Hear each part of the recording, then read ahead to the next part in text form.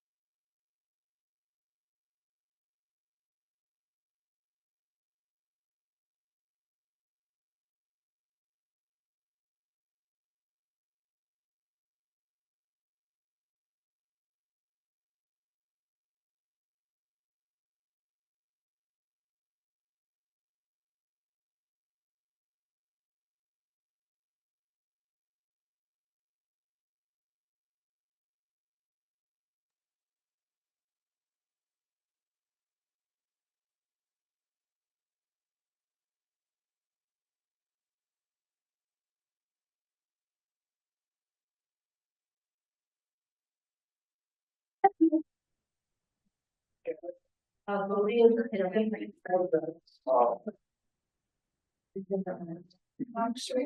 yes. Okay.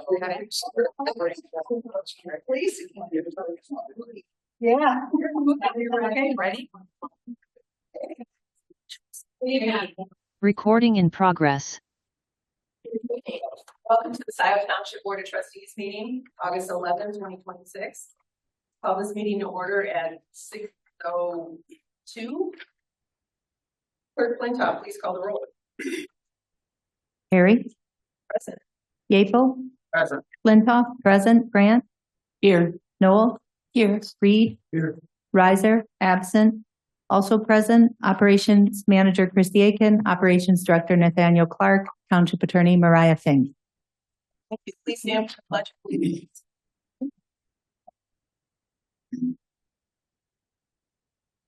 Pledge of allegiance.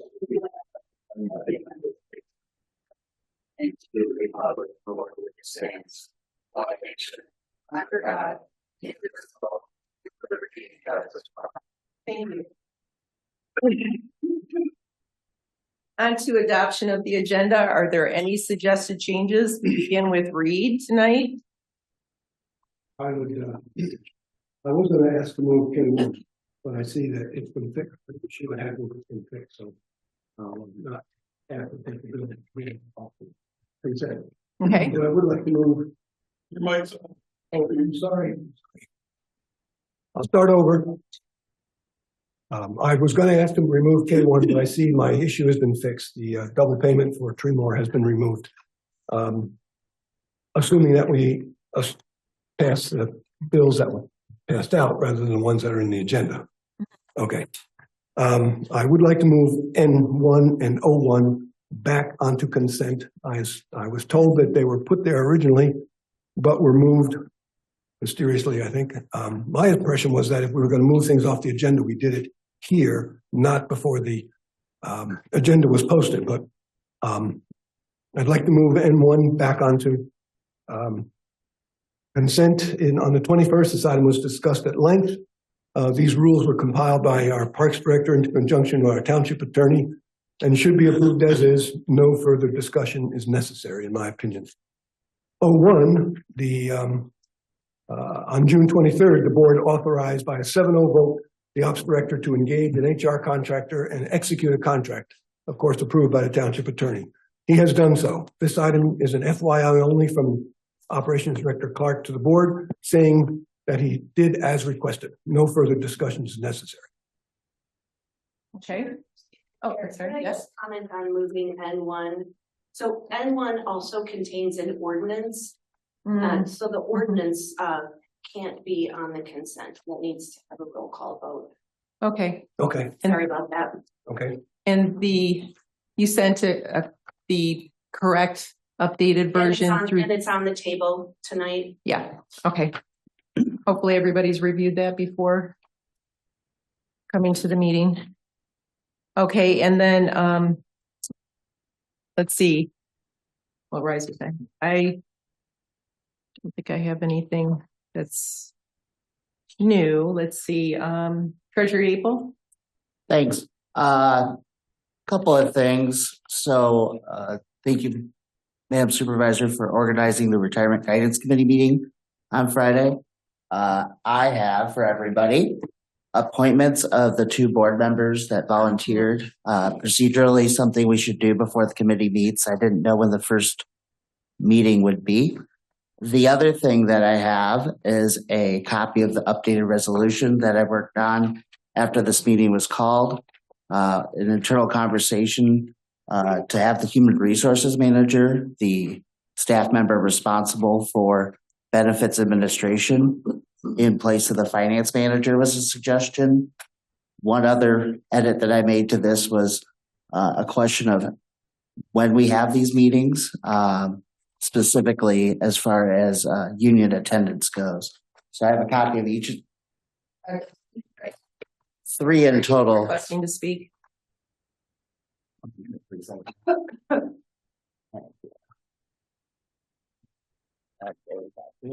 This one.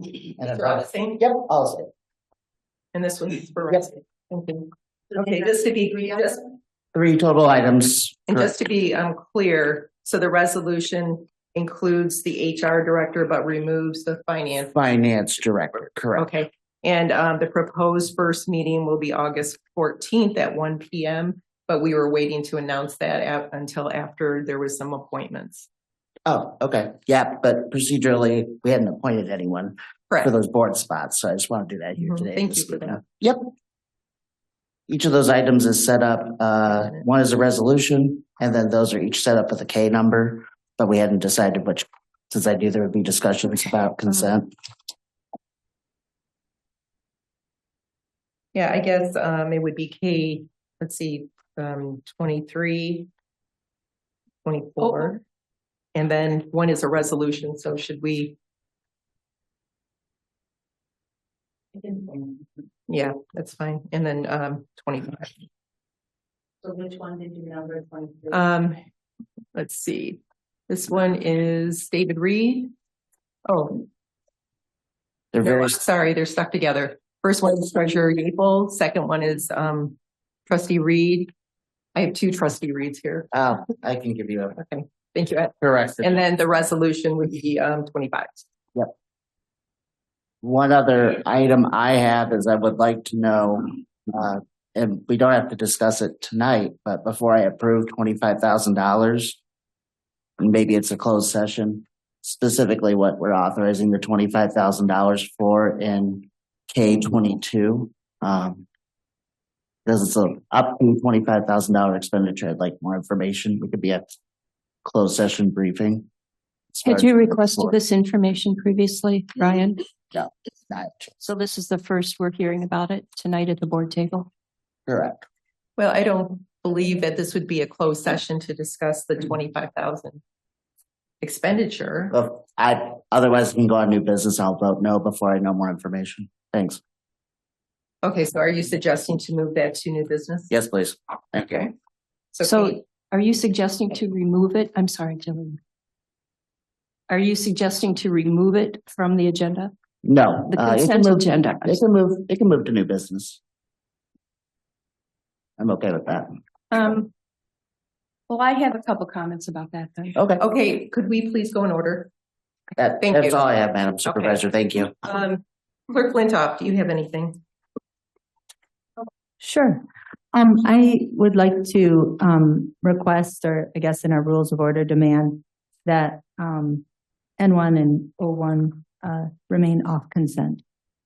I think we have some more discussion on parks rules, not many, but a little bit more, given that we've gotten new information today. And in terms of O1, I just want to say we have 2 really exciting, a lot of progress has been made for 2 very important positions in our organization. They're both on our agenda tonight. And though the process is different for them, I think it's best to hear them both under new business to make sure that we're handling both of them evenly. I don't expect either to take much time. Thank you. Well, thank you. And I have something to say about, let's say, O1.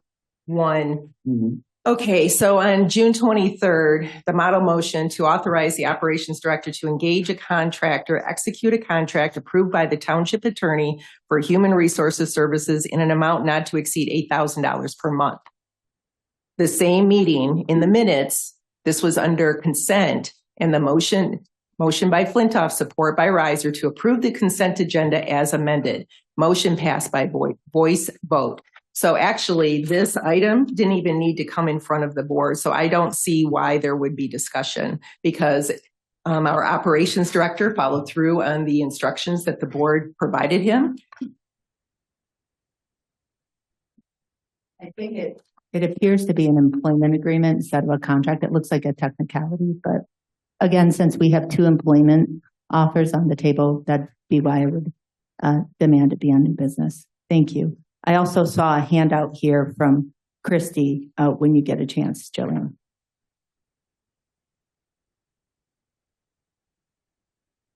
Page 23, the Cunningham limp item that the fire chief requested. Yes. But there's a human resources manager. This is. Yeah, Clark handed that out as a supplement.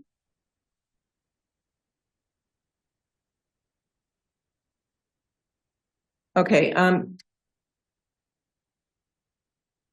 did the thing go?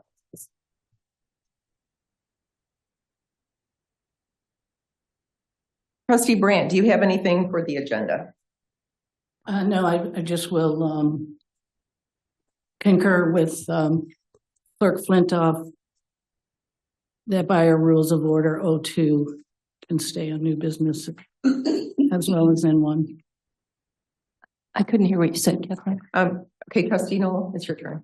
I didn't hear what she said. Oh, okay. I said I'm concurring with Clerk Flintoff that O1 and N1, based on our rules of order, can stay in the agenda slot that they've already been assigned. Trustee Noel. Okay, I have a concern with O1. The actions of our operations director had previously been authorized unanimously by this board.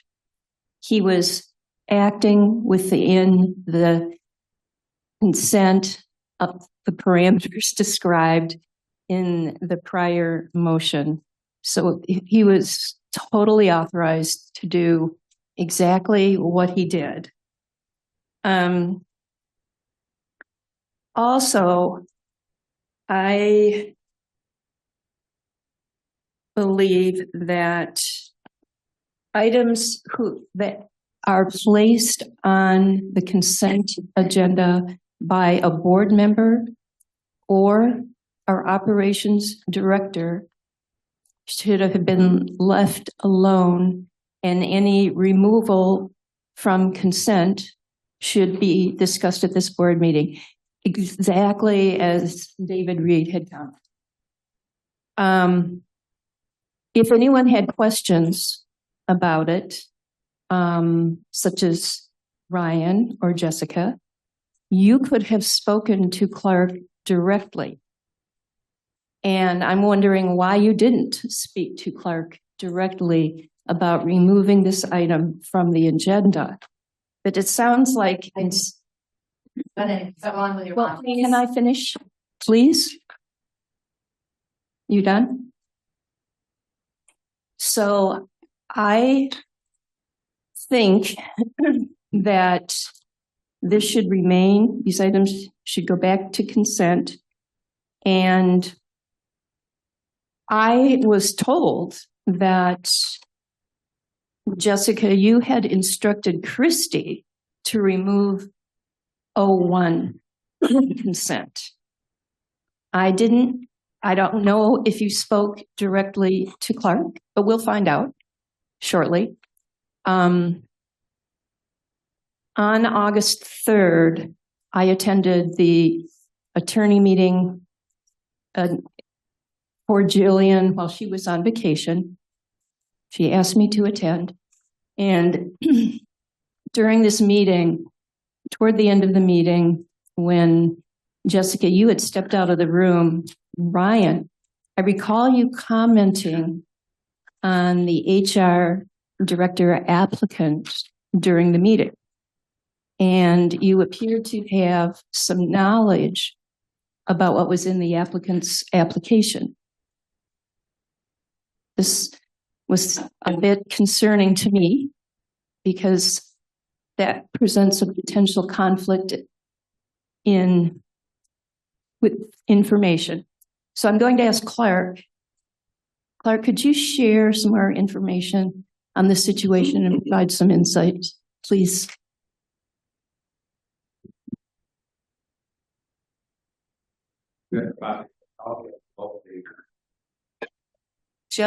We're just talking about 01 right now. Just 01. Yeah. I think it was on or about July 27th, the best of my recollection. And as you said correctly, Hancock had stepped out the room, and it was brought to our attention at that time that the applicant's data in that file had been discussed with both of them. I became highly concerned at that point, and it was later on confirmed that it had been discussed. And why were you concerned? Well, this is an applicant going through I guess what we call an assessment process, a hiring process. And there's normally that information is considered confidential information. Right. It goes through like the HR, that process. And at some point, if we decide we want to hire the applicant, I'm gonna bring out the information. Mm-hmm. But that information was, I guess, obtained.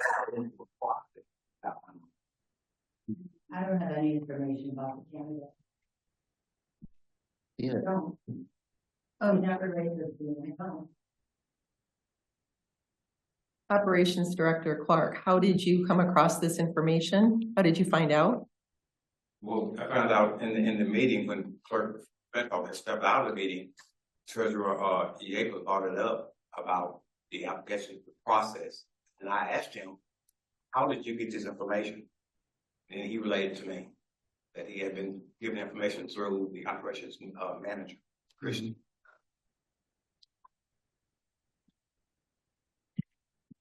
Okay. According to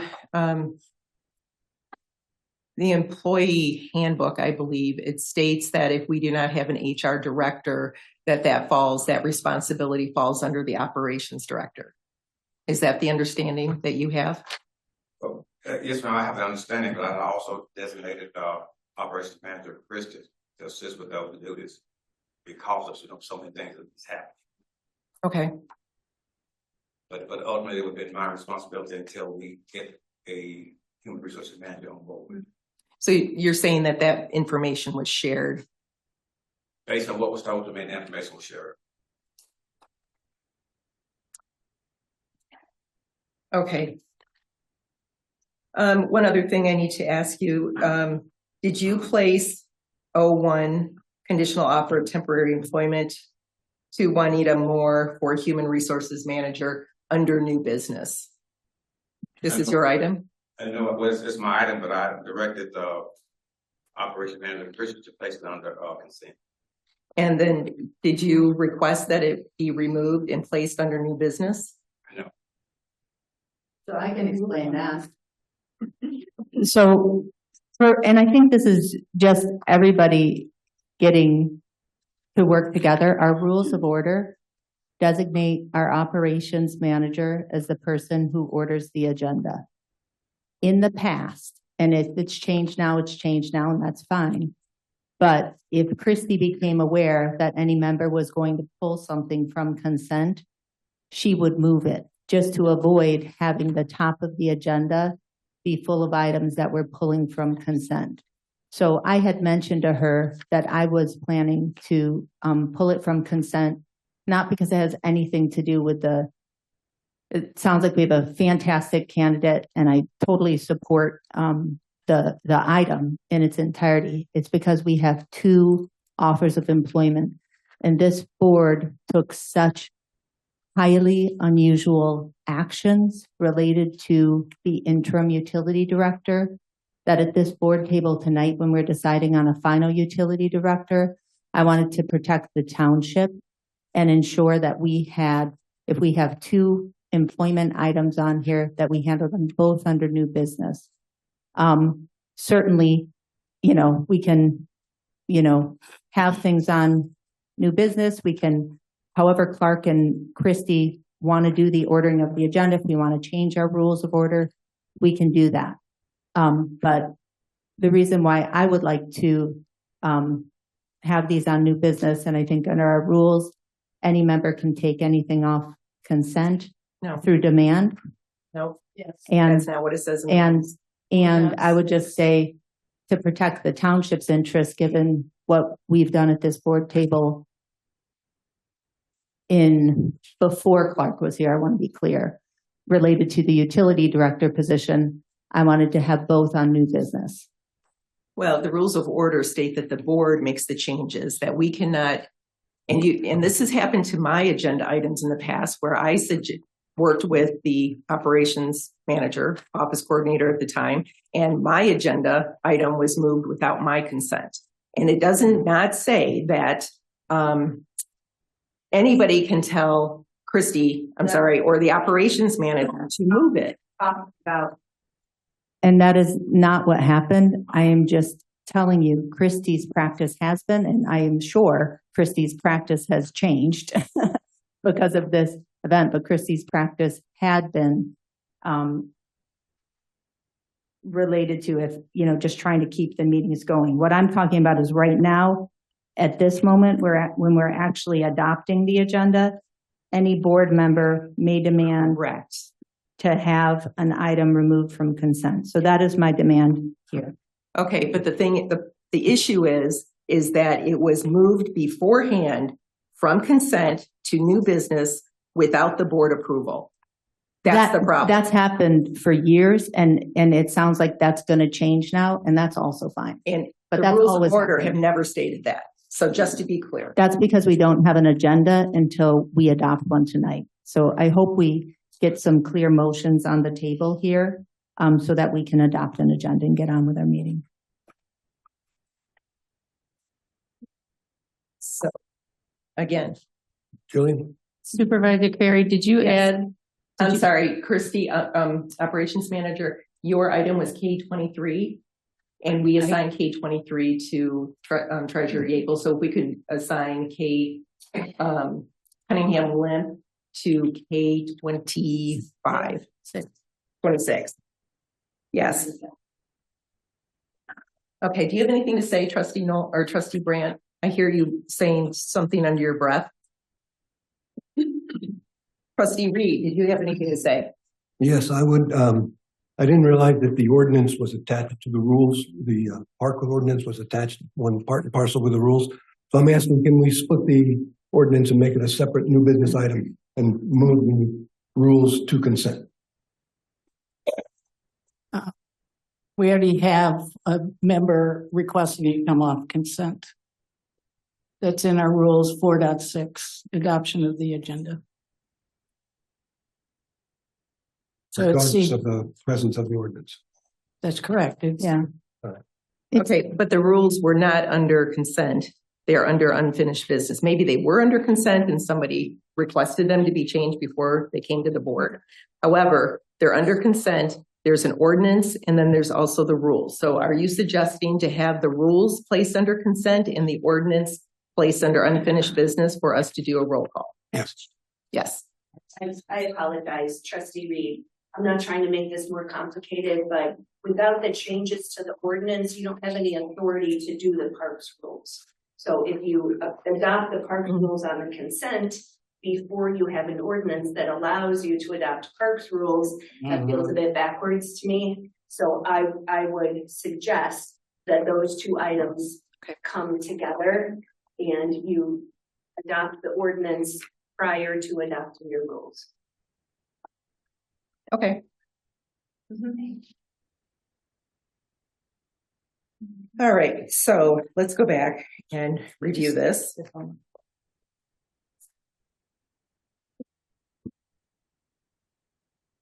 No, we've already decided where that goes. That goes under new business. At the end. Mhm. Which one? After Which one is O2, that? K22, workplace violence investigation. We have 23, 24, and 25. So we have, under consent,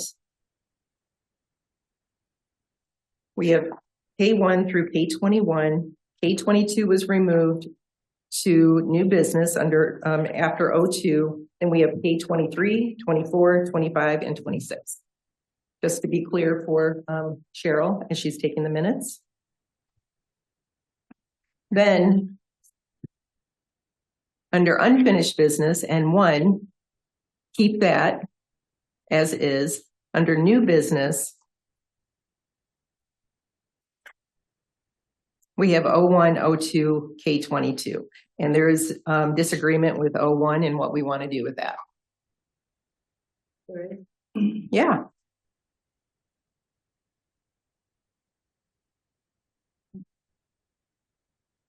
So let's move on to, is there a motion to adopt the agenda as amended? I had one more question. Okay. Clarification. For O2, are there going to be any additional materials added to the packet? Clark had handouts at your place. I already got those. That's fine. Just passed out at the table or anything. Nothing else. Okay. Okay. Then I'm okay with it.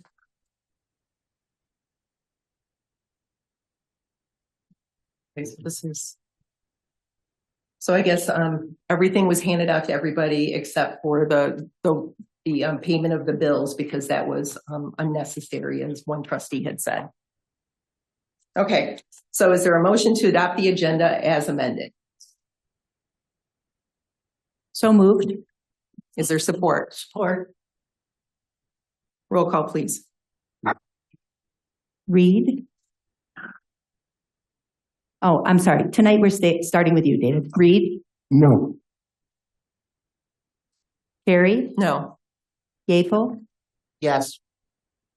Flintoff, yes. Grant, Yes. Noel, No. motion fails 3-3.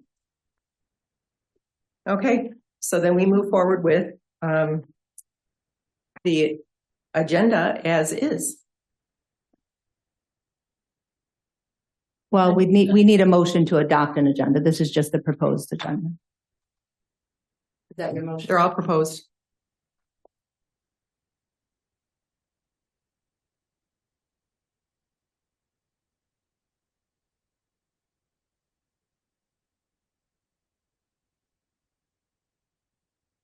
So that leaves K22 under consent.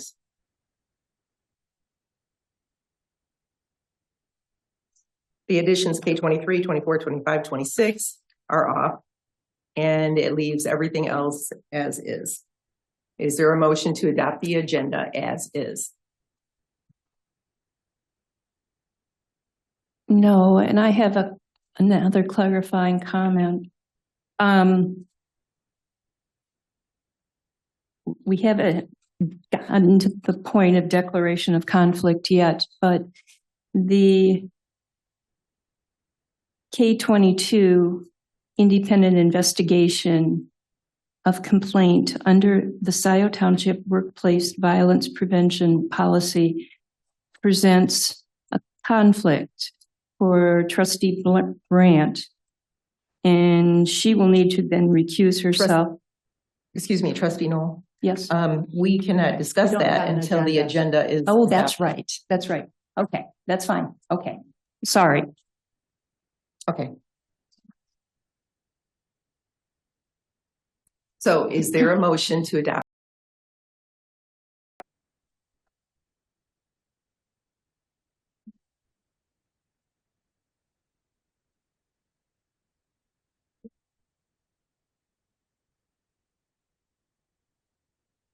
I would make a motion to add K23, K24, K25, and K26 to consent, and to move K22 to the end of new business, and to adopt the agenda as amended. Support. Roll call, please. Reed, No. Carey, No. Yeaple, Yes. Flintoff, yes. Grant, Yes. Noel. No. Okay, motion fails 3-3. The second time.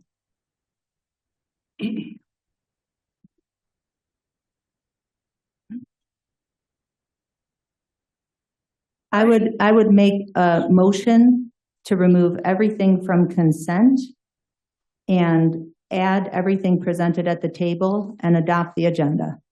Support.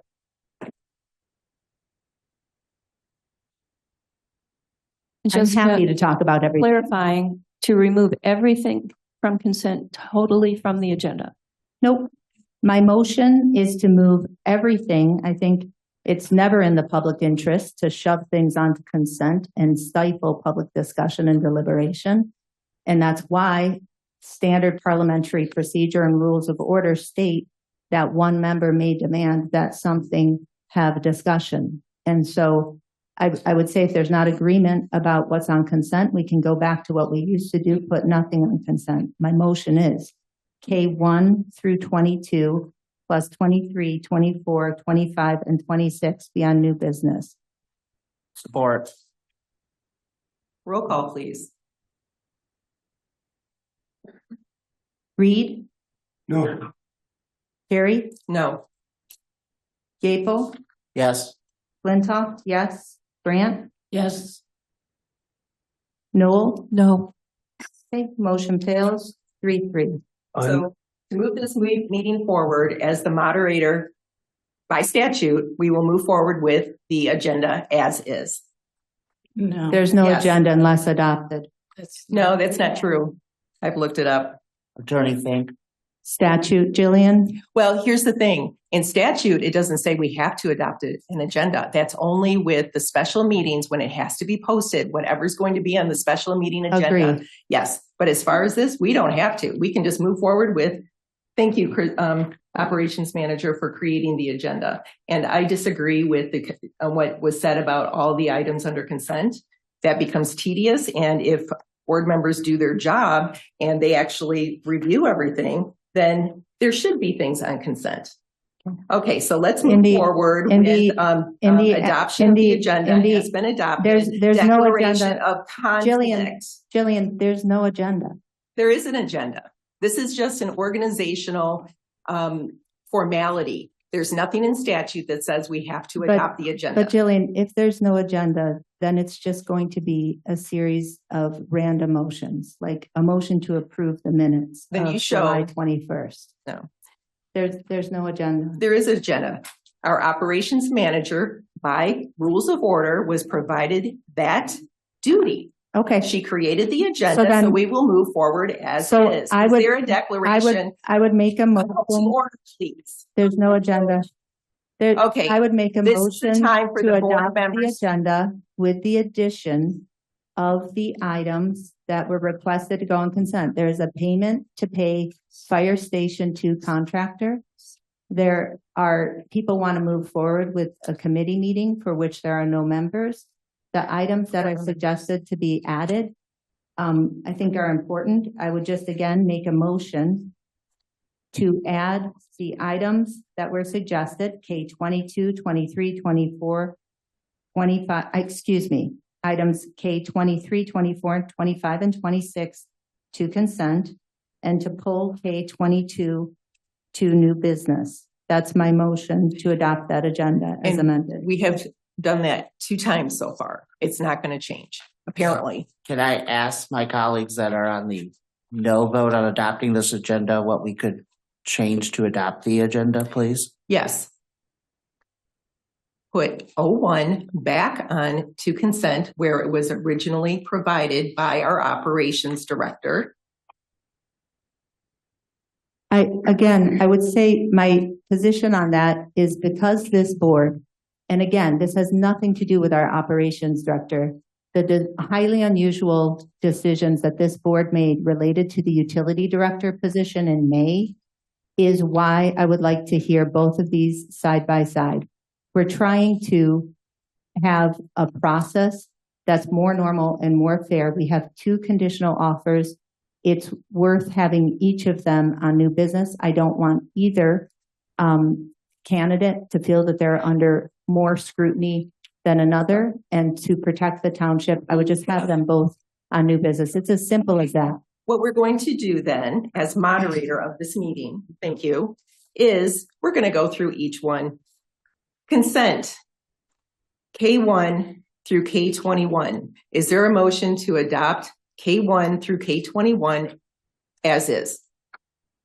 What do you mean adopt part of an? We're going step by step since we can't agree. K1 through K21. Are you asking for a motion to adopt those? Yes. I would ask that we first start with the minutes, please. No, we are going to start with this and we're going to go through each one and have a vote on each one. As far as the things that we are agreeing and disagreeing. So K1 through K21 is consent. Up to that point. I would make. Jillian, Yes. would you consider adding K22 in there? Well, K22 has been requested, so we're going to vote on that separately. Okay. I think I would just suggest that we would, if we're not going to have an agenda, I would suggest we have public comment and approve the minutes first. Then we Before taking will action. follow the agenda as is. Okay, in the middle of new business, I'm just going to then blurt out the motions to make sure we get our fabulous contractor a Fire Station 2 paid. I would prefer to have it on the agenda. Jessica, this is about the board making a decision together, not what you want. I would like our contractor to be paid. I think we all do. So let's get it on the agenda and get it done.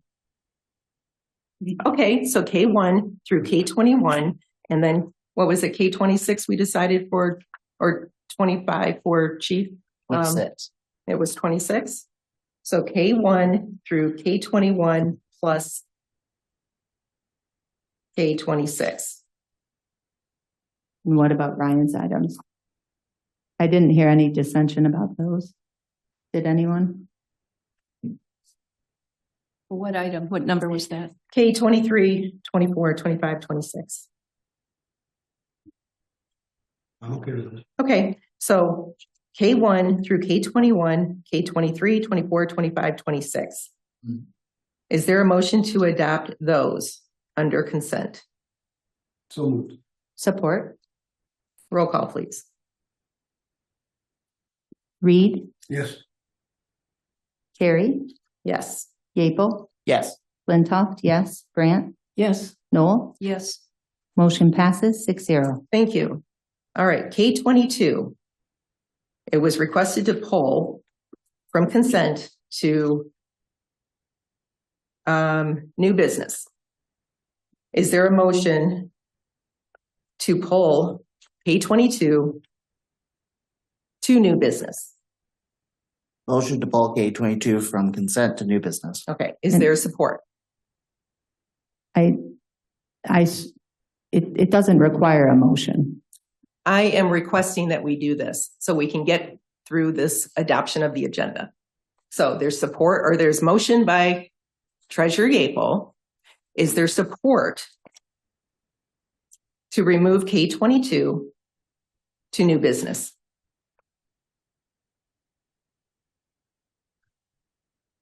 Okay, it stays on consent. Moving on. Jillian, I just want to clarify, didn't we just approve the first items? We approved them as presented, yes? Yes, and we are going through each one that we are disagreeing on, and we're going to vote on each one so we know where we stand, so we can move forward with this agenda. But we actually approved those first items. Not on the agenda. We approved them, yes? Yes, to Okay. stay on consent. Oh, I thought we approved, I'm sorry, I thought we just approved them. They're done, so those people can go home. We have not adopted the agenda. So we approve for those things to stay on consent. Okay, so K22, is there a motion, as we have from Treasurer Yapel, to remove K22 to new business? Is there support for that? Okay, it stays under consent.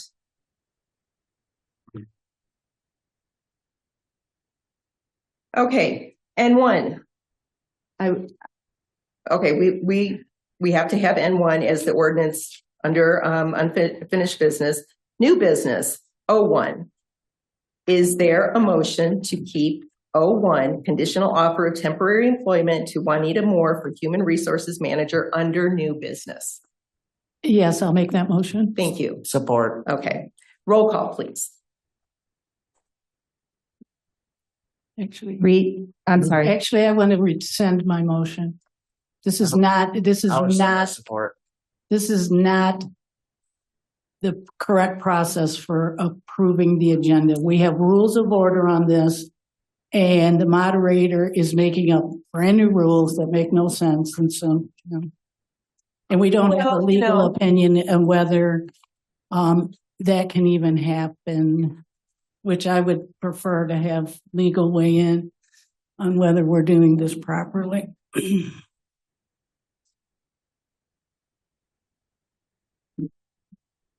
Giving a legal opinion on this, right? Okay, thank you. Okay.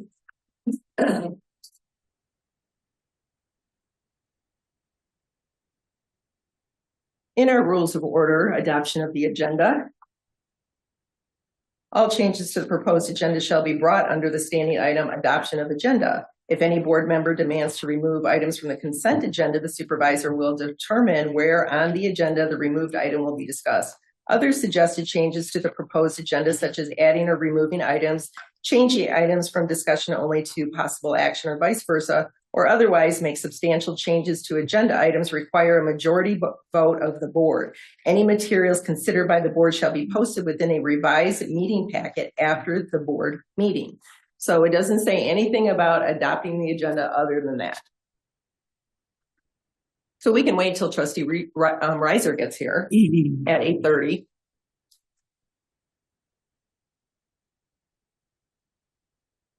I would make a motion to, in the absence of an agenda, I would make a motion to approve as presented K1 through K21 plus K23, K24, K25, and K26. Support. To be clear, that's a motion to actually approve those proposed items. Without K22. Correct. K1 through K21 plus K23, K24, K25, K26. It is much better to hear from the public before we take action, but if that's not going to happen, I'm going to move this meeting forward with that motion. Clarification, have we set our possible agenda then for another meeting? No, Rather than, wait, I'm asking Jillian. We could do that. That's kind of how I interpret what you read, that we go through each item now, decide whether it stays or goes, and then we repost it for another meeting. Any materials considered by the board shall be posted within a revised meeting packet after the board meeting. Okay, wait a minute. It says consent. Okay, we've already discussed consent. Other suggested changes to the proposed agenda, such as adding or removing items, changing items from discussion only to possible action, or vice versa, or otherwise make substantial changes to agenda items require a majority of the vote. Any materials considered by the board shall be posted within a revised meeting packet after the board meeting. So yes, I think Yeah. your understanding is correct. Yeah. I mean, we can do it, but that's not what that means, but that's fine. We Okay, can do it. It's Attorney just- Singh? It's just saying that when you post, you want to, just like you do when someone brings something to the table. I added, Later post it to the packet, that's all it says. Is anything, any changes are then posted to the packet. So later when someone goes back and looks at the packet, they see what you actually did that evening, not what was originally proposed. Change. Yeah. It doesn't have anything to do with your next meeting. Okay. Have we gone through all the items though on the agenda for the There's a changed motion on the agenda? table. Just no, Okay. no, because There's a motion on the table. Call the question. what is please. the motion? The motion on the table is a motion by Flintoff, support by Yeaple, to approve the items as presented of K1 through K21 plus K23, K24, K25, K26, to actually take action and approve those items. Call the question, please. Roll call vote. Reed, Yes. Carrie, No. Yeaple, Yes. Flintoff, yes. Grant, Yes. Noel, No. motion passes 4-2. For the benefit of people in the audience, in particular related to the annexation in the public, Rivian, Social Vines, the assessing items, those are all adopted. Thank you. Thank you.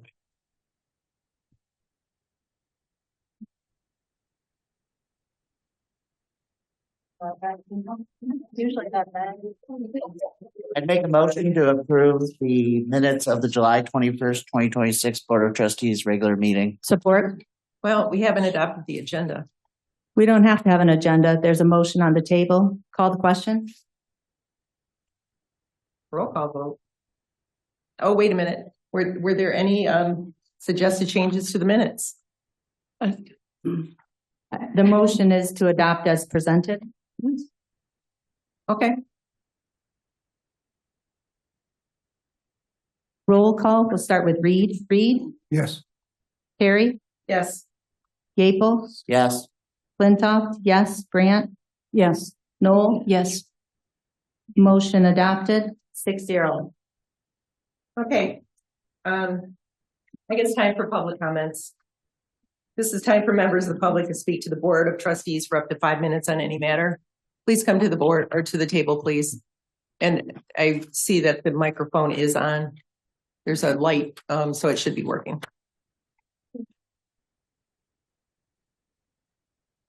You okay there? Oh, okay. It just, Resident, contractor, trustee. mm, I'm here tonight to start the process of mending fences. There can be some hard feelings during the campaign process, but now it's time to remember that whichever candidate you favored, we were all elected to work for the good of the township.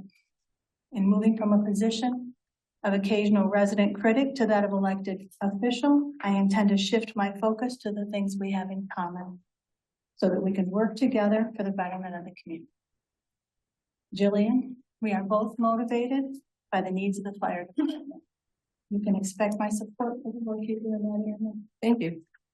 Kathy, we are both concerned for the environment, particularly the water of our township and the threats posed by dioxin and annexation development.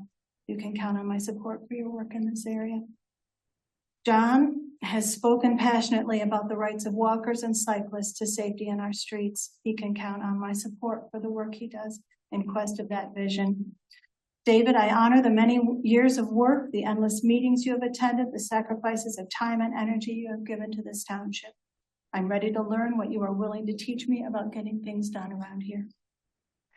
Kathleen, I admire the keen, skeptical eye you cast over the plans that come before this board, testing them for good sense and the good of the township. Ryan, I'm so grateful you stepped into a leadership role in the township. Your energy, your calm, and your financial savvy are vital to the future of this organization. And Jessica, who is the most supportive boss I have ever had, the hardest working and most honest of all leaders. I look forward to following your example of what public service is. In writing this, I became filled with a calm sense of joy. I urge you all to see what good can come from focusing on what is positive about those with whom you serve. I believe it will help us overcome many disagreements, many of our difficulties. By focusing on our common goal of working for the good of Scio, our past disagreements seem less important if we're willing to leave them in the past. It is my sincere hope that each of you will likewise take the time to find something in my character, energy, and experience you can work with to improve our township. I promise you, it's what the people want. 7 hardworking, dedicated individuals working together for the betterment of Scio. It's what you were elected to do. And last week, it's what I was elected to do too. I look forward to working with you. With regard to tonight's agenda, I have the following comments. K3, the annual price tag for mowing the boulevard seems excessive, but that was passed. So I'm going to go ahead and leave that to the side. K4, I recommend extending the contract for food scrap composting pile. It's extremely popular and therefore fills a need. What I'd like to add about that, even though that was on consent, is that during that contract extension period, I suggest that those who are negotiating with waste removal companies during the upcoming RFP ask about including food scrap collection along with yard waste. Other communities are doing that, and I believe at no added expense. So I think that would be a very popular addition to a new waste hauling contract. With regard to K22, I believe the first thing we should be seeing from the workplace violence prevention policy is education and training, including staff and elected officials. I fear we are seeing this policy weaponized rather than used as a tool to disarm factions in the workplace, which is what was intended, I believe. Clerk, I expect to see you lead that. This is training coming in. Under unfinished business, park rules, under the subsection animals, I suggest the removal of the statement, no public park is designated as a dog run, as it limits what we can have in the future. Many people here in Scio actually want a dog park. And it means that we would have to change the rules in order to make that happen. Under hunting, where it says permit obtained from the Parks Director, I suggest adding after authorization by the Board of Trustees. I don't really want to find out later that there have been sharpshooters in our parks. Thanks very much. Thank you.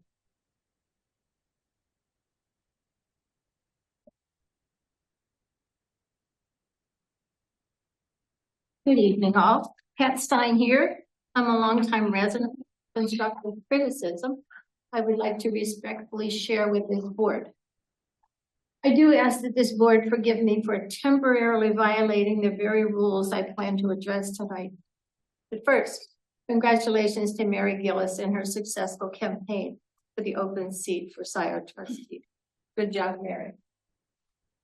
Even though the election is over, I want to go back to the last board meeting and revisit Supervisor Carey's flagrant attempt to influence Scio residents against voting for Mary Gillis.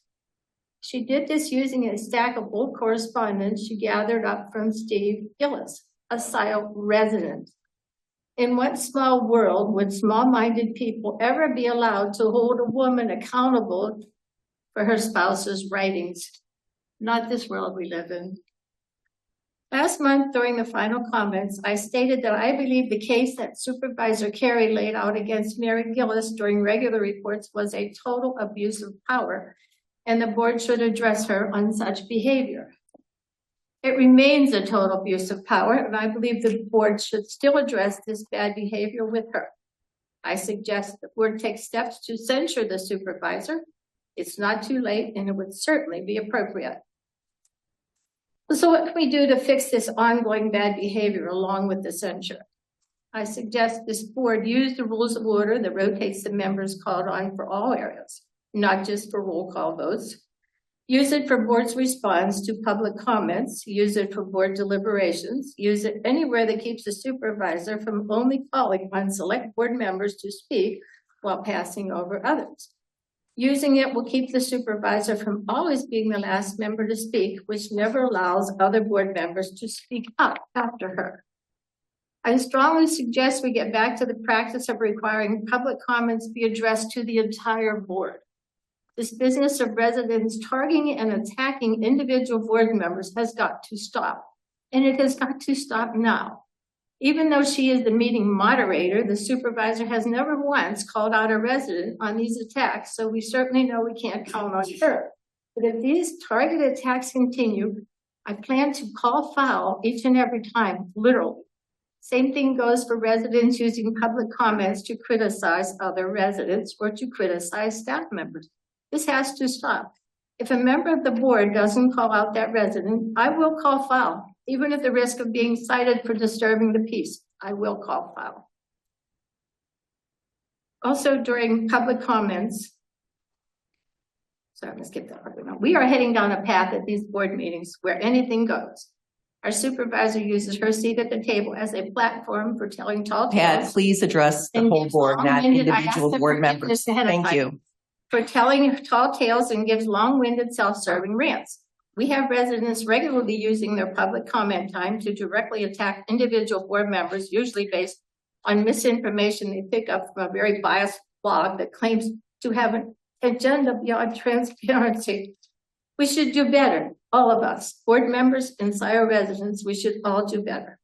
So during public comments, some residents are demanding that their answers be given right now, not waiting for public comment response, but demanding. It's awful. Just like tonight, and I apologize, Mr. Clark. I think putting you in the hot seat as some sort of interrogation, just totally unprofessional and uncalled for. So, on that note, thank you for your time and thank you in advance for following any of my suggestions. Thank you, Pat. Anyone else, please come to the table.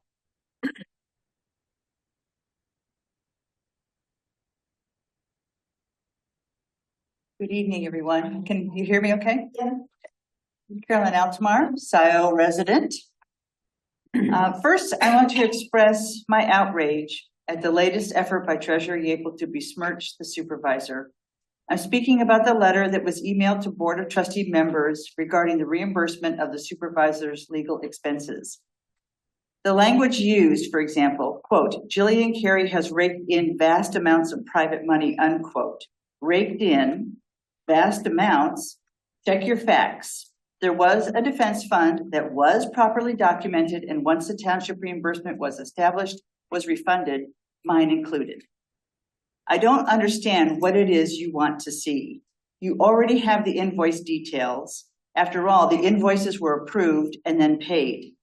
But to write this kind of letter and copy the press right at the start without any internal process, and to send this the day after the supervisor leaves for vacation, and to require a typed timeline to tonight, I want to remind you all of the code of conduct that you approved in January.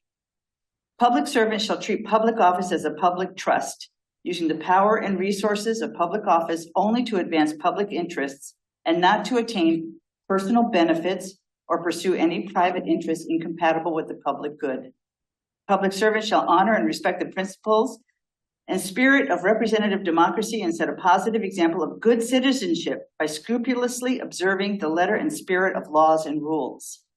Public servants shall safeguard public confidence in the integrity of government by being honest, fair, caring, respectful, and avoiding conduct which creates the appearance of impropriety. So not only does this action beg the question of just what else Ryan needs to see, but also asks what action will be taken by the board. Doesn't going immediately to the press without internal processes warrant a repercussion, some kind of consequence. And now it languishes in F1, the waste bin of public correspondence. What was the aim? What was the point? How can this flagrant violation of the code of conduct go unanswered? Second, I want to express my disappointment at having to tap the general fund for more money to maintain Jackson Road. One more glaring example of the consequences of dissolving the DDA. Third, I see that there is an agenda item that mentions several staff members filing a complaint against a trustee.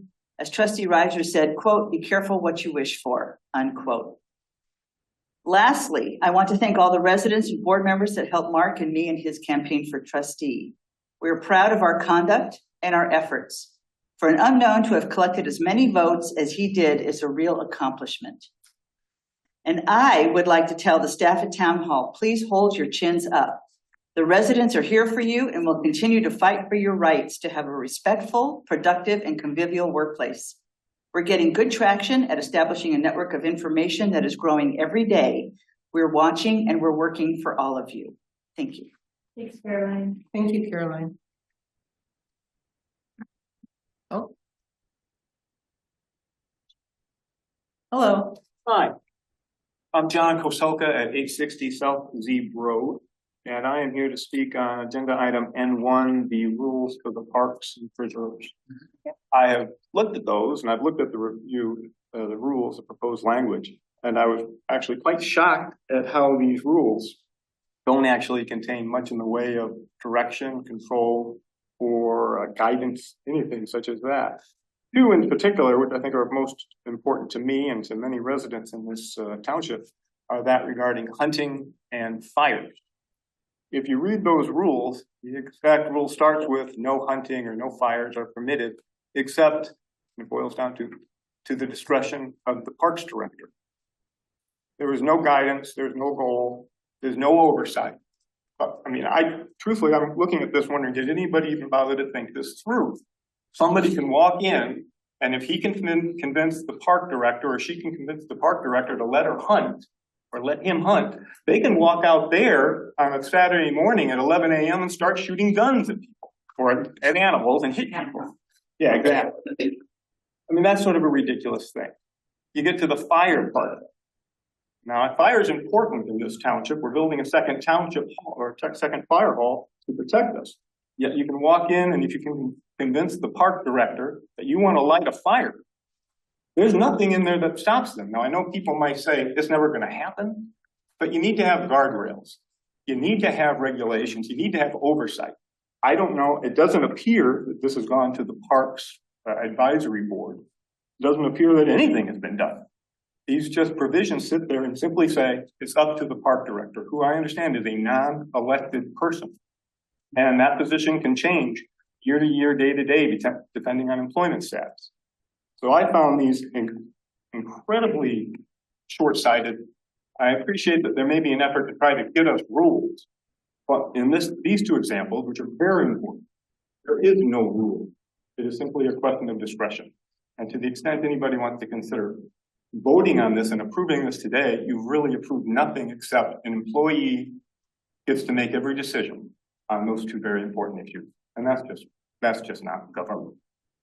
Thank you. Thank you. Thank you. Would you Anyone mind, else would like to speak? would you mind spelling your last name for me? Koslka. Thank you. Anyone else come to the table, please?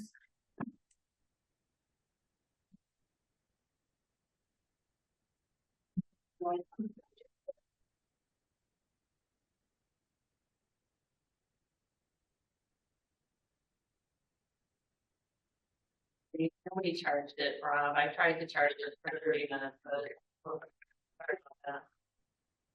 I'll speak up. Jessica, I got your email response to my FOIAs. As Renee Smallwood and Jonathan Greenberg have pointed out dozens of times, your response fails to meet the FOIA law standards. Since you have proven you refuse to proceed according to the law, this board must finally do something about it. This board must reassign FOIA duties to someone willing to do the job properly. Where is the noise ordinance this board said it was working on? We still need the forensic audit. Many on this board promised we would get. This board took office 21 months ago. Clark, the humanity funding increase of $1,500 to interview 4 more trustees isn't enough. You'll need about 40 interviews, including the 12 people who have quit in the last year. I don't think that report can be complete unless all 40 of those individuals are interviewed. Also, why aren't the candidate information pages attached to item 02 so that we can see who is being considered? I fully support Mike Blackburn's appointment as utilities director. It's several months overdue. Perhaps you can give us an explanation about the candidate information. Ryan, what is this document you wrote to Jen Eberbach? What is the purpose of asking for information you already have in your records? I think this is the 3rd time you put your name on something you didn't write. Quote, public demand for a complete accounting for how she spent $357,000 in public funds, she said was for the purpose of paying for her criminal defense fees, unquote. Quote, where did all the money go, unquote. Quote, Jillian has raked in vast amounts of public money since being accused of 2 felonies, unquote. Quote, so what happened to the taxpayer funds designated to pay for her trial and expert witnesses, unquote. What happened, Ryan, is after 7 months of trial preparation, after this board capped her fees, those bills have continued to come in. This document goes on to say, quote, I am deeply concerned about the continued claims Supervisor Carey is making on the people of Scio Township to compensate her for her personal involvement with the criminal justice system, or whatever her personal financial troubles may be. This is where you insinuate Jillian is a thief. She's sitting right next to you. I highly suggest you turn to Jillian, you call her a thief to her face. Here's the thing. This isn't you writing this. This extremely aggressive and warped perspective on legal fees issues is not yours. So who told you to put your name on this document? Was it you, Jessica? Was it you, Kathleen? The key sentence in this document is this one. The Board of Trustees approved funds so she could pay all of her legal defense bills, unquote. That's not true. At the moment, the board is short $10,000 in what it agreed to pay, and Jessica refuses to pay it. On top of that, the 7 months of work preparing for the trial ended up costing at least another $50,000. So thank you, Ryan, for raising the issue of legal fees. At this moment, this board still owes Jillian at least $60,000 for her legal defense that the law says she's owed. Now, I'm sure we'll hear from someone on this board that Jillian assigned a document capping her legal fees. Do you really think Dykema will not sue this township? Do you really think that we'll walk into a courtroom with, in one hand, Scio Township's own indemnification ordinance saying shall pay, and in the other hand, you have the document that Jillian was coerced into signing while she was facing bankruptcy by this board? I call that coercion. And when that kind of effort is associated with a lawsuit, that's when punitive damages are awarded. So does anyone on this board think that Scio is not facing significant punitive damages in court for the behavior of this board as demonstrated for the last 20 months? Again, Ryan, please explain who told you to put your name on that document. And with 40 seconds left, I can't express enough how disappointing it is to see what we have devolved to. This is a mess, and you all have some serious soul searching. Thanks, Rob. Thank you, Rob.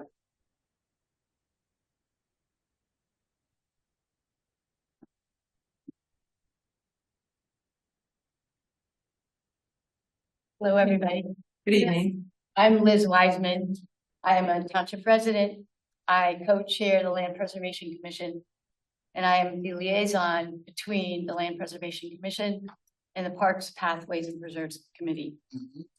The board is considering today the adoption of rules for township parks and preserves, and it's item N1. I have a number of concerns about those rules and the ordinance changes that accompany them, but I want to address today proposed language that reads as follows. No hunting. No hunting or trapping shall occur within a public park or preserve in any waters adjacent thereto, unless a permit has been obtained from the Parks Director. This is an attempt by the Parks Director to delegate to herself the authority to issue hunting and or trapping permits in township parks and preserves. My concerns are these. First, does the Board of Trustees want to have hunting and trapping in township parks and preserves? Second, has the board considered the potentially significant liability to the township that would follow if the Parks Director were to issue a permit to someone and some sort of tragedy followed? And third, should the township be taking action that would allow hunting and trapping without first getting this question in front of the Scio residents who support parks and preserves with their taxes? My suggestion is that residents and others who visit our parks and preserves should know what is going on and have an opportunity to speak up on this. My recommendation would be that the township's rules state unequivocally that there is no hunting in our parks and preserves. If the board is not able to take that step, I would ask that consideration of these rules be deferred until issues relating to legal liability, alternatives for wildlife management, and an opportunity for residents to weigh in have been addressed. Scio Township is a part of Washtenaw County where there's increasing development pressure that is little by little eliminating wildlife habitat. It is our responsibility as stewards of conserved farmland, parkland, and open spaces to find a way to live alongside wildlife in a thoughtful, compassionate way. My hope is that Scio Township can be an example for other communities by managing its parks and preserves with respect for the wildlife living there. I think we can do that. Thank you for listening and for your consideration. Thank you. Thank you, Liz. Anyone else present would like to speak?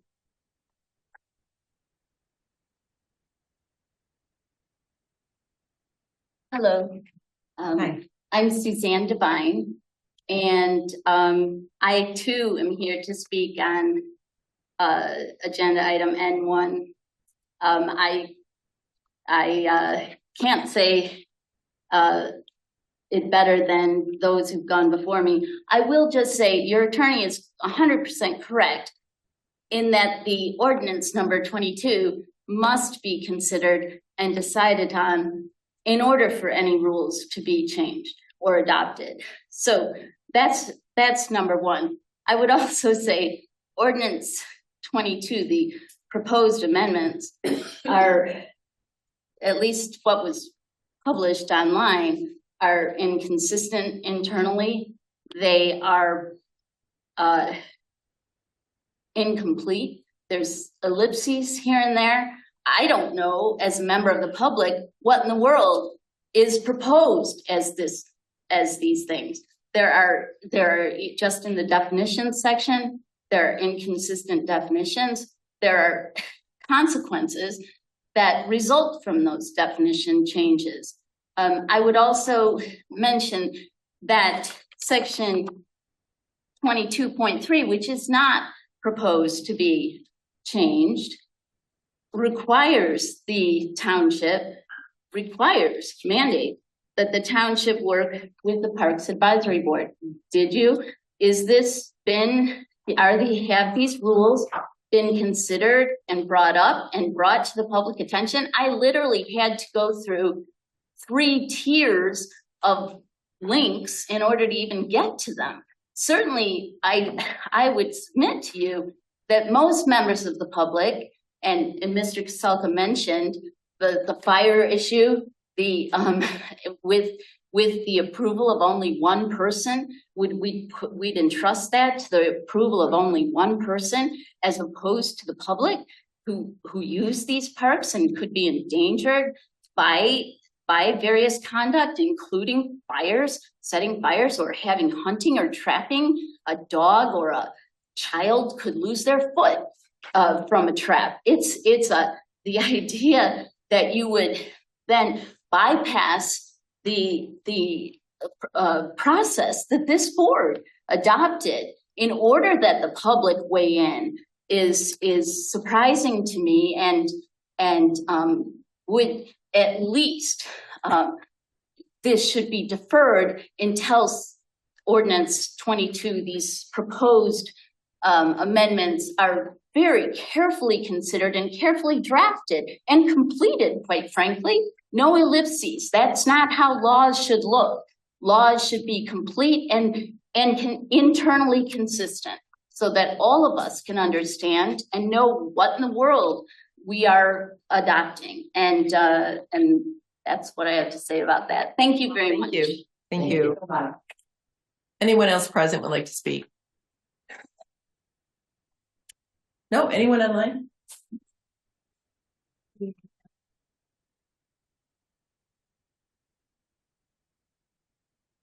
Okay, the first one up is Mark Altamare. Go ahead, Mark.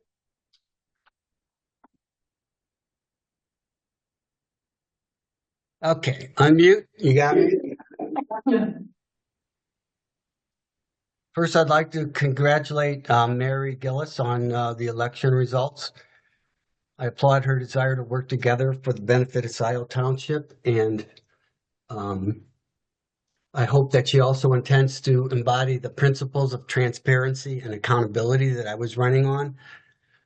I'm so glad tonight that a resident raised the issue of Supervisor Carey's reading of an email at the last board meeting alleging a potential election interference and calling for an investigation. I agree that there may have been an attempt at election interference, but I don't think it was by the supervisor, who only just received that information and apparently read that email as soon as she got it. But perhaps there was some interference intended by those who kept that information from her for weeks, during which time it might have actually had a potential impact on an election. Which all brings me to a letter that I sent to the board shortly after the last meeting on July 21st, which has made its way to correspondence. And I fear that it may find its way into the aforementioned waste bin of public correspondence. So I'm going to read it.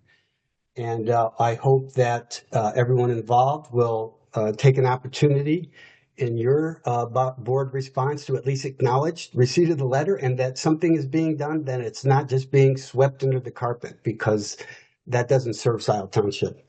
The letter I wrote back then started with read public comments by Supervisor Carey in the board meeting at 7/21/26. In full disclosure, I am a resident of Scio Township and a current candidate for trustee in the August 4th election who has made integrity, transparency, and accountability a foundation of my campaign. On 5/12/26, I wrote to the board regarding public trust required of Scio Township trustees. The first two paragraphs are worth repeating. To be effective, trustees must earn and maintain the public trust of their constituents. How does one earn trust? One way is to demonstrate personal integrity. Telling the truth and admitting when you were wrong is one fundamental aspect of personal integrity. Trustees must also be held accountable, whether they are self-accountable or held to account by a third party. Many members of this board ran for office 2 years ago promising transparency and accountability, forensics audits and the like. Over the last 2 years, I have seen few examples of anyone being held accountable. Supervisor Jillian Carey's statement in the board meeting on 7/21 and Scio News' subsequent documentation of it have forced transparency on the board. Now it is time for the board to proactively demonstrate its accountability to the residents of Scio Township. The shocking events revealed in the letter written by Steve Gillis may or may not rise to the level of criminal behavior. However, I believe they have shattered public trust. I believe a thorough independent investigation must be carried out to determine if laws were broken. These events most certainly do appear to cross the line of moral and ethical behavior described in the board's own code of conduct, which cites, among other things, 1, independent, objective judgment. 2, freedom from conflicts of interest and improper influence. 3, avoidance of, quote, conduct which creates the appearance of impropriety, unquote. There's far too much content for me to reference. It is all easily accessible via scionews.com. I encourage everyone to read the reporting, which reveals a stunning appearance of malfeasance. Instead, I will focus on questions that I believe need to be asked and answered by the board via an independent investigation. The following questions, basic questions to be answered as part of that review. A quorum of a board was included in an email. Is this a violation of the Open Meetings Act, which clearly includes electronic methods such as Zoom and email? If indeed it is a violation of the Open Meetings Act, why didn't the township attorney who was included in the 2 recipients provide guidance? Why were personal email accounts used instead of township email, consistent with township policy and public records requirements? What explanation can Treasurer Yapel provide for any similarities between the strategies outlined by Gillis and his subsequent actions? Is it reasonable to believe that neither Clerk Flintoff nor Township Attorney Fink understood the nature of the 3 requests by Supervisor Carey to include the Gillis email in the packet on May 7th? Why was Supervisor Carey only able to obtain a copy of this email after more than 2 months? Why was Steve Gillis, a private resident, giving instructions to the Board of Trustees? Is this the first and only instance of such, or is there as yet an undisclosed history of such behavior? Finally, why has Mary Gillis, a Scio contract employee who was copied on the email, who was apparently revealed to be a co-conspirator in an apparently failed plan to defame the supervisor, been allowed free access to Township Hall, including confidential managers' meetings for months? I have one last second. I know I'm over 5, but for these reasons, the board should immediately authorize a full investigation by a neutral third party. Residents of Scio Township deserve assurance that the Board of Trustees is acting with integrity, transparency, and accountability. Respectfully, Mark D. Altamar. Thank you. Thank you, Mark. Is there, could you, for the next speaker, because they cannot see the timer, I don't believe, but if you could focus it over here, then if they, yeah, please, during, when they speak during Zoom.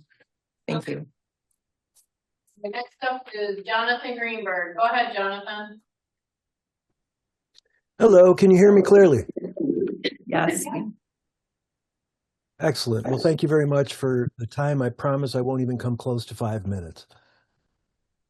I'm only making comment here today because I had 5 communications that went to the board that were not included in the packet.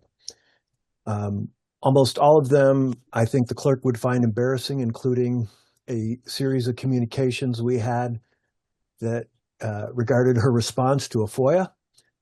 I informed her that her response, saying that she was taking an extra 10 days, didn't adhere to the rules promulgated by the Michigan FOIA laws. I listed the 2 reasons why her response failed. So she replied to me in a disingenuous way, explaining to me what 10 days meant. To which I informed her that I understand what 10 days mean. Mm-hmm. What I was actually speaking about was the 2 areas in which her response failed to meet the MCL. At which point she explained to me what MCL meant. Again, responded to her saying, yes, I understand what MCL means. I am informing you that your response to my FOIA request is not appropriate and not within the law. Perhaps the clerk at that point got busy with other schemes and plans and didn't respond past that. But I'm kind of curious as to why that and other questions that I had sent to the board, emails I'd sent to the board, are not included in the packet, especially given the very well documented and communicated episode that Mark Altamara just outlined, where a email that was sent to the board that absolutely does require investigation was left out of the packet despite Jillian asking the clerk multiple times to include it and getting the same kind of deliberate runaround in responses back and forth and then not including it in the packet. I mean, if you can't see the pattern here, then you're not paying attention. There's a problem. And all kumbaya, nicey aside, this board clearly, by the beginning of this meeting, has issues that are not addressed, that need to be addressed. And I just hope, yet I don't have a very good feeling about it, I just hope you can move past this and actually start focusing on the residents of Scio Township rather than your own little power grabs and power plays. I am directing this comment to you, Jessica, because you are the instigator of many of these, and I will repeat it again, what you told me after you won and started criticizing Jillian. You said to me very clearly, I'm not going to let that woman destroy what I've built here. And at the time, I didn't recognize that comment for what it was because I was still helping you with your campaign and thinking that you were an ally, as you called me many, many times. But clearly, your words were very true at the time. And since we haven't talked that much since then, it says a lot about you. So I wish you all well. Have a great night. Thank you. Anyone else online?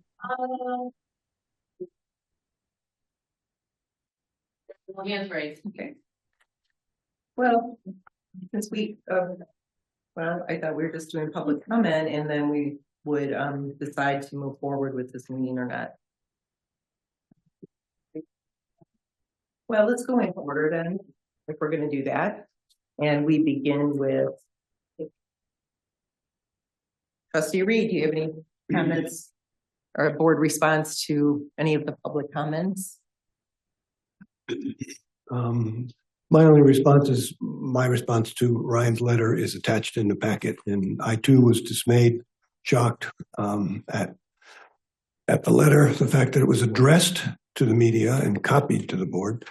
I thought that was incorrect, and all of as Caroline said, most of what Ryan's asking for has been in the packets and was approved by the board. So I really don't understand the reason for that, and I was very disappointed. I guess, next, board response. Mr. Pattinson, you had said something about Dykema suing the township or something to that effect. And I have no knowledge of that, and I'm not going to speculate they will or won't. I don't know. I have not talked with them about that at all. Regarding my legal fees, the state, when I was on vacation, that was a fun time. First time in 9 years and 2.5 years that I was actually able to leave the state without permission. That came through, spoke with my attorney, and he made some really good points because the board approved those $357,000. Yes, and they did short me $10,000. And anything after that was up to a certain point, which ran out pretty quickly. Everything is documented. I have, by law, have to have a legal defense fund. I followed the law. They were short-staffed until recently. So over my vacation, they let me know that all documents were uploaded to the state, 79 pages worth. I have diligently followed the law with everything. And the accusations that were made accused me of fraud, accused David Reed of fraud. He was my treasurer until he took office, accused my attorneys who specialized in public corruption as committing fraud. We have done everything by the book. And if we remember correctly, I did not choose to go through this journey. I chose to serve the public. I did not choose to be attacked. I did not choose to be falsely accused. And yes, I am factually innocent. I was robbed of my day in court. And I am now stuck with $104,000 worth of legal fees above and beyond what this township has paid.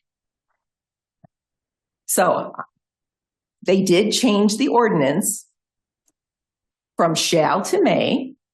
So just keep this in mind. Any person running for office, any volunteer, any staff member, except if you have it in your contract, that was smart, you will not, may or may not be indemnified if you are falsely accused and charged. So it's been a journey. I've learned a lot, and this hasn't taken me out. Nothing will. Also, there was something else that was said regarding Jonathan Greenberg. You said 5 communications to the board were not in the packet. I'm sorry, we receive a lot of emails. I try to keep up, but I don't know which one those are. If you could please email Clerk Flintoff, and you can, okay. Okay, thank you. Let's see, what else? There was, yes, and also the email that was provided to me by a resident that got it from somebody else that received that email. Yeah, that was quite upsetting to find out that I was actually, it seemed like, I was set up to be attacked over and over again. And I did request that email because I had heard about it. And then it was provided, and I found a lot of flaws with the whole process. So I do agree that deserves to have a third-party investigation, a full investigation. Okay, I think that's it for me. So the next person would be Treasurer Gable. Thank you. Thanks everybody for your public comments. Specifically around the parks rules, the hunting and fires, I agree. I don't think one person should be the approval party for that. I think if we are going to keep those in any permissible way, shape, or form, it should come before the board for approval. Congratulations to Trustee-elect Gillis, and that's all I have for this evening. Thanks. Thank you. Clerk Flintoff. Yeah, Jonathan, I'd be happy to include those communications in the next packet. I get hundreds of emails every week. The communications to the board, I try to include when somebody includes a communication to me and CCs the board, which also happens a lot. I don't necessarily, but I'm happy to include those as well as the link to the full statute. It continues to be misrepresented by you, Renee Smallwood, and earlier tonight, Rob Pattinson. So I will include that in there. I had shared that link with you to make sure we were talking about the same section. We'll include those in the next correspondence packet. I also have some ideas about how I want to thank everybody for their public comments, particularly the new faces who came out to public comment to speak about the issues. I do have some ideas when we get to it about how we might kind of move through the parks rules and move at least part of that forward tonight. Thank you. Trustee Brandt? Yes, thank you. First of all, congratulations, Mary Gillis. As I said, you ran a clean campaign and you have immaculate integrity. Apparently, other people are not yet accepting the outcome of the election, as evidenced by all of the conspiracy theory talk that we have heard tonight. MAGA is alive and well in Scio Township. My definition of MAGA is if you don't like my decision and opinion, then you will attack me mercilessly. Has nothing to do with, it's simply a difference of opinion. I'd like to thank the residents that took the time and effort to look at the parks rules. I've pointed out some of these things to legal, especially around fire. I don't think the township can assume that liability if anything should happen. The only way I would agree to that is if we went, as we currently do, burn permits that are approved by our fire chief.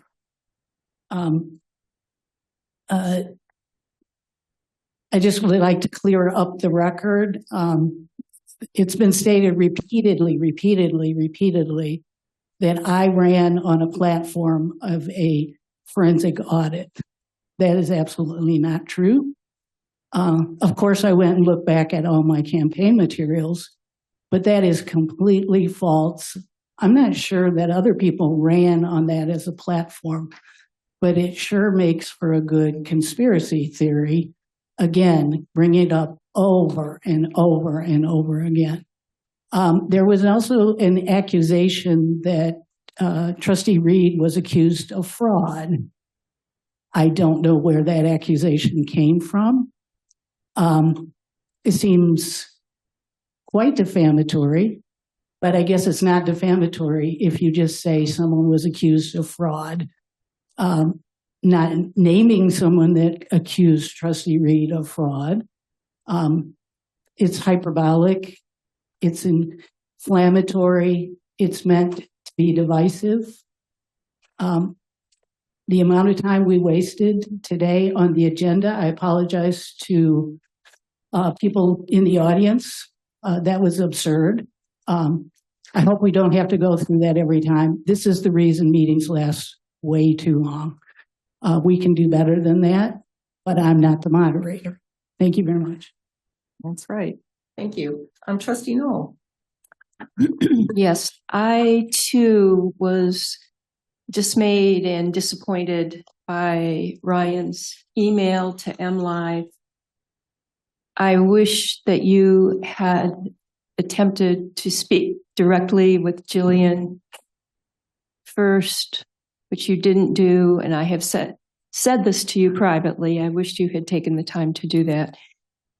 It's also concerning to me that tonight, despite the fact that several residents have mentioned the issue, and a couple board members have also mentioned concerns with you sending such a letter to MLive, you have chosen not to address it here.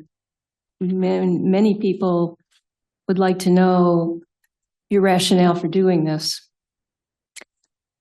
I want to point out that the tone in your email suggested that you were making a demand to get specific financial information. As such, as one board member, you have no authority to make such a demand. Only a vote of a majority of this board could compel a request of that information from Jillian. Individual board members can't compel another board member to provide financial information. As has been previously stated, and David stated in his email, all legal invoices had been previously reviewed by our township attorney, and the invoices had been provided by Jillian's attorneys.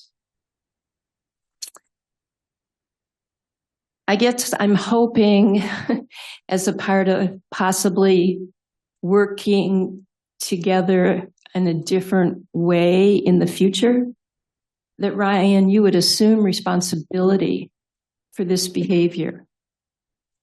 And also looking back over the financial invoices that we do have, Jillian is owed at least $10,000 because of an error that was made by us, by the township. It's been documented. This isn't news. Yes, several people overlooked it, but this error was made and we do owe her, it's approximately $10,000. So that's it. Thank you. Okay. So is there a motion to move forward with this agenda, the rest of it? I would make a motion in light of the comments that we heard, and it seems like there's additional work that needs to be done on N1.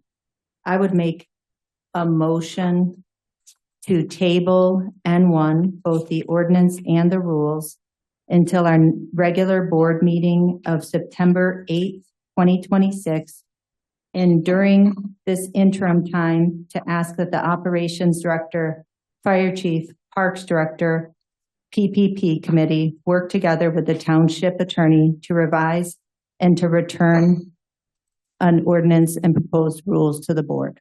Second, support. Actually, I had a motion before that was ignored. I asked, is there a motion to move forward with the agenda? Well, now there's the rest of the agenda. There's a motion and a second on the table right now. Well, but I said the motion first, and then you went ahead and said the motion second. And we have no agenda. That is proper. There's a motion on the table, called question. Okay, is there a motion to move forward with this meeting as I is? called the question Call the on the question. motion on the table, which is by Flintoff, seconded by Brandt. And the motion is to table N1 until our next regular board meeting of September 8th, 2026. And during that time, ask our operations director, fire chief, parks director, and PPP committee to work together with our township attorney to develop revised ordinance and rules for board consideration. And call the question. Roll call. Reed, No. Carrie, No. Yeaple, Yes. Was Lin- this motion Flintoff? seconded? Yes, yes, it was. Was it? Okay. Brandt, Yes. Noel, Yes. motion passes 4-2.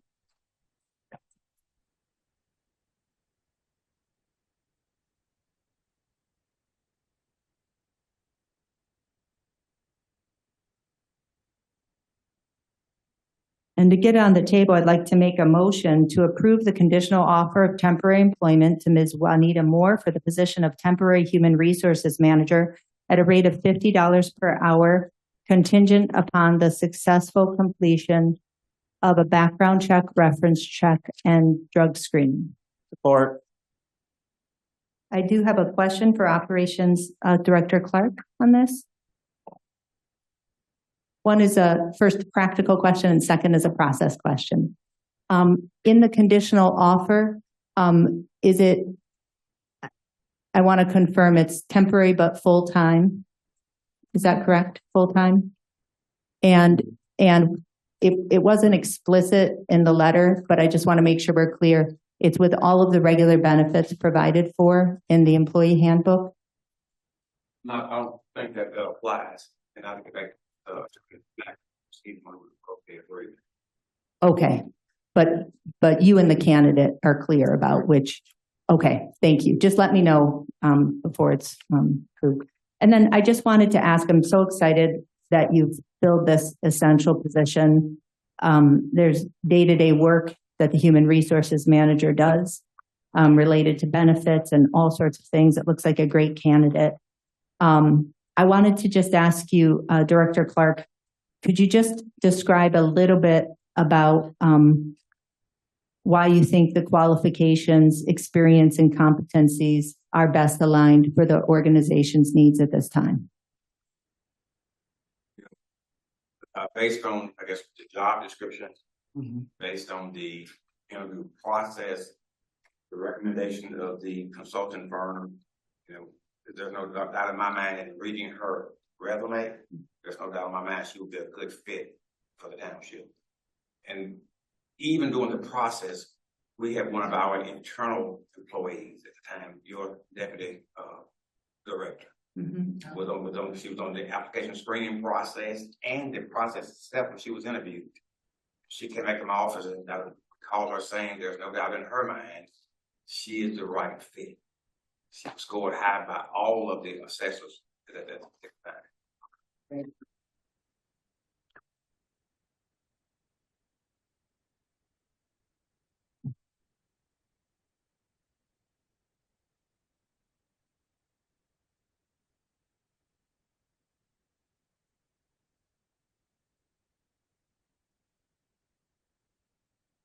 Let's do a roll call vote for that, and then I'm going to take back the meeting according to our rules of order.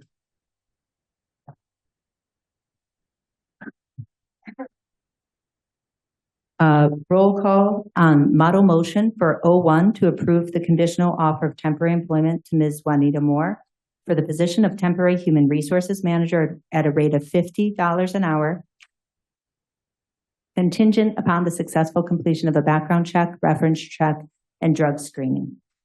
Reed, Yes. Carrie, Yes. Yeaple, Yes. Flintoff, yes. Grant, Yes. Noel, Yes. motion passes 6-0. Congratulations and thank you. Thank you. According to our rules of order and statute, the supervisor is the moderator of the meeting. Chairperson, the supervisor, if present, shall be the moderator of a regular or special meeting at a township board. If the supervisor is not present, the township board, under the direction of the township clerk, shall elect by voice vote a member of the township board as a moderator of the meeting. The township clerk has the same powers and duties as the supervisor as the moderator until a moderator is chosen. That hasn't happened except maybe once. No, not even then, as far as in my absence. 5.2, permission to speak. Board members wishing to speak shall first obtain the approval of the chair. The chair shall not deny approval. Other persons at the meeting shall not speak unless recognized by the chair. 5.3, speaker not to be interrupted. When speaking, no board member shall be interrupted without the member's consent, provided, however, that the member speaking shall yield to a point of order. 5.4, limitations on speaking. Members who have once spoken on a particular matter shall not again be entitled to the floor so long as any member who has not spoken desires to speak. Use of private messaging by members. Except in the case of emergencies, members shall not use text messages, email, or other technology to communicate about the substance of the meeting in progress. That is violated quite often. 6.0, disruption of meetings. The supervisor may call to order any person who is being disorderly by speaking or otherwise disrupting the proceedings. So now that we have all been reminded, I'd like to make a motion to ask Operations Director Clark to present O2. Zaborska. You just violated the rules of order. Jeez. Call the question.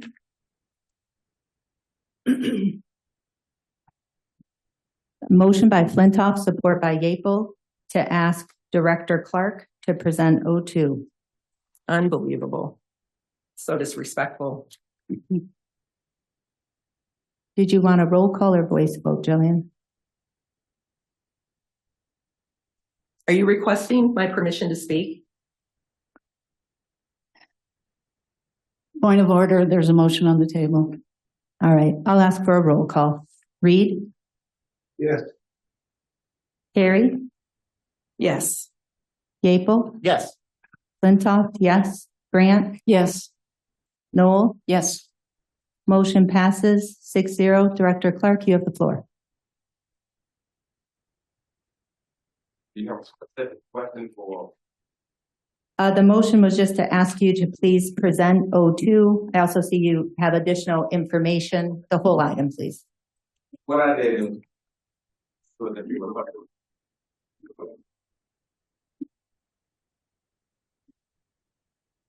I tried to do was just try to make sure that the fair process. First, I wanted to define fairness, in my opinion, and township attorney can correct if I'm wrong. But fairness, in my opinion, means that the candidate was handled consistently with the applicable process. Not necessarily, but we had two different processes, two different candidates. That's what fairness means to me. Part of my job as the operations director is to preserve the integrity of the process and to present qualified applicants to the board. What I've done is, if you recall, prior to my arrival as operations director, the process was already in play for the utility director. We had one candidate that had already been interviewed. And then at some point, subsequently, we went back and reopened the process. After we reopened the process, we had one person. And what I did is I made sure that the process remained consistent. To the best of my knowledge, what I did is there was some wanted me to serve on the panel. I refused to serve on a panel. Not because I didn't want to, because it was the best thing to do and it was the right thing to do. Because I didn't serve on the first time we had a panel. And when I called the township attorney, I was praised for that decision. Because it was the right thing to do and it's in the best interest of the township. And then I ensured my staff, in fact, convened the same panel that had interviewed the first time. The exact same panel with the same questions. And it was brought to my attention that we probably didn't ask some leadership questions. So I approved to ask the initial candidate leadership questions and the external candidate leadership questions. Make sure we did everything consistent with both candidates. Make sure that everything was treated on a level playing field. Based on that process, we come up with they submitted me the name of 2 candidates. And I want to think about how do we get 2 candidates? Well, we came up with 2 candidates based on the Board of Trustees job description. We have 2 candidates that's being presented to you tonight, and both candidates each the qualifications which you have set forth in your job description. So what I did is, and I give each one of you a copy. If you look at the copy on your very far left, it talks about some of those requirements in your job description. 7 years of progressive responsible public works, significant supervisor experience, S2 license, S1 preferred, and it goes on giving an array of things. And if you will look at candidate A versus candidate B, both candidates passed what you approved in your job description. So we have 2 good candidates before us tonight. 2 good candidates. Both of them passed, again, what you put forward. And then we come on down and we looked at the job-related assessment of both of those qualified panelists. We see that as far as the overall panelist interview, one candidate made 61.9, one candidate made 69.6. The rest of those factors, when we start talking about utility public work leadership, technical utilities, operational breadth, license and things of that nature, again, both candidates passed what you put in place. Do we have a candidate has some experience and some technology that one does not? Yes, we do. But it works both ways for both candidates. So tonight, you really can't go wrong if you select either one of these candidates because both of them passed what you put in place. So do you have any other specific question you want to make? Well, so it boiled down to 2 candidates? Yes, ma'am.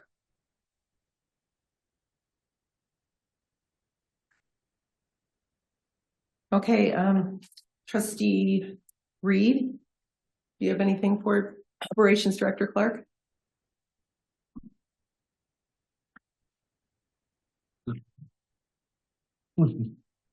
Gee, thanks, Clark. I hope I didn't make this too complicated, but what I was trying to do is make sure both candidates had an equal type of opportunity and both candidates was on a level playing field before it was brought to the vote. At this time, I have no questions. Perhaps after some discussion, I might have some. Okay, I'm up next.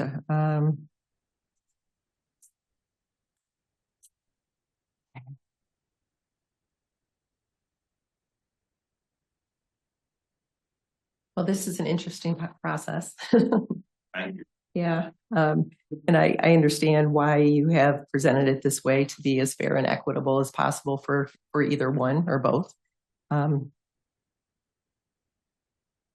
Okay, Treasurer April, go ahead. Thank you.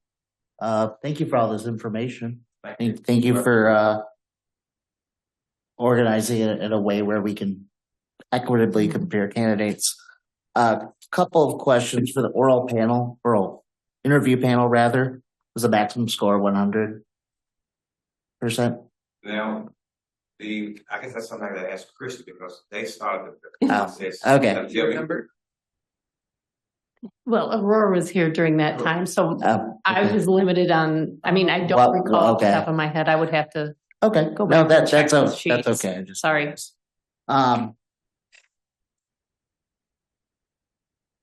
Yeah, I mean, obviously we have two candidates that are in many ways quite similar. Right. Some have a little bit of a advantage on one side versus the other candidate. Yeah, we'll deliberate a little bit and I'll have some more thoughts then. Thanks. Clerk Flintoff. Yeah, thank you. I'm just digesting all of this information on here. Question about the pass star versus the pass without star. I see the key that says pass star denotes a qualification supported by submitted materials, but subject to routine verification. It looks to me that both candidates have pass star in the same rows, meaning if I'm to understand, there's no candidate who was asked for backup documentation who could not provide it. Is that fair? That's my knowledge. Okay. Thank you. I just want to note a couple things that's jumping out on the third row, significant previous supervisory responsibility. I see a big difference between candidate B and A there.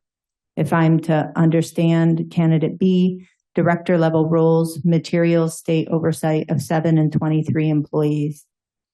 And below that as well, S1, S2, S3, and S4 water licenses with additional wastewater related credentials.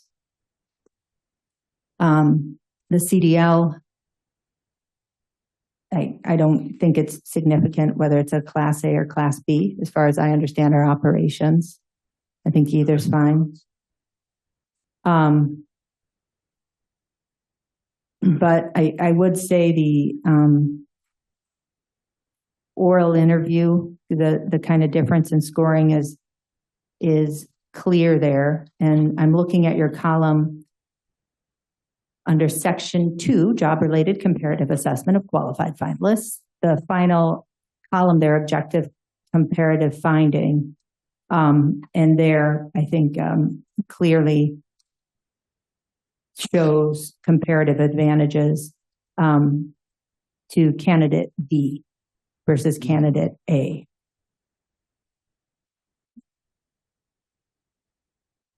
So thank you for making this so plain. Appreciate it.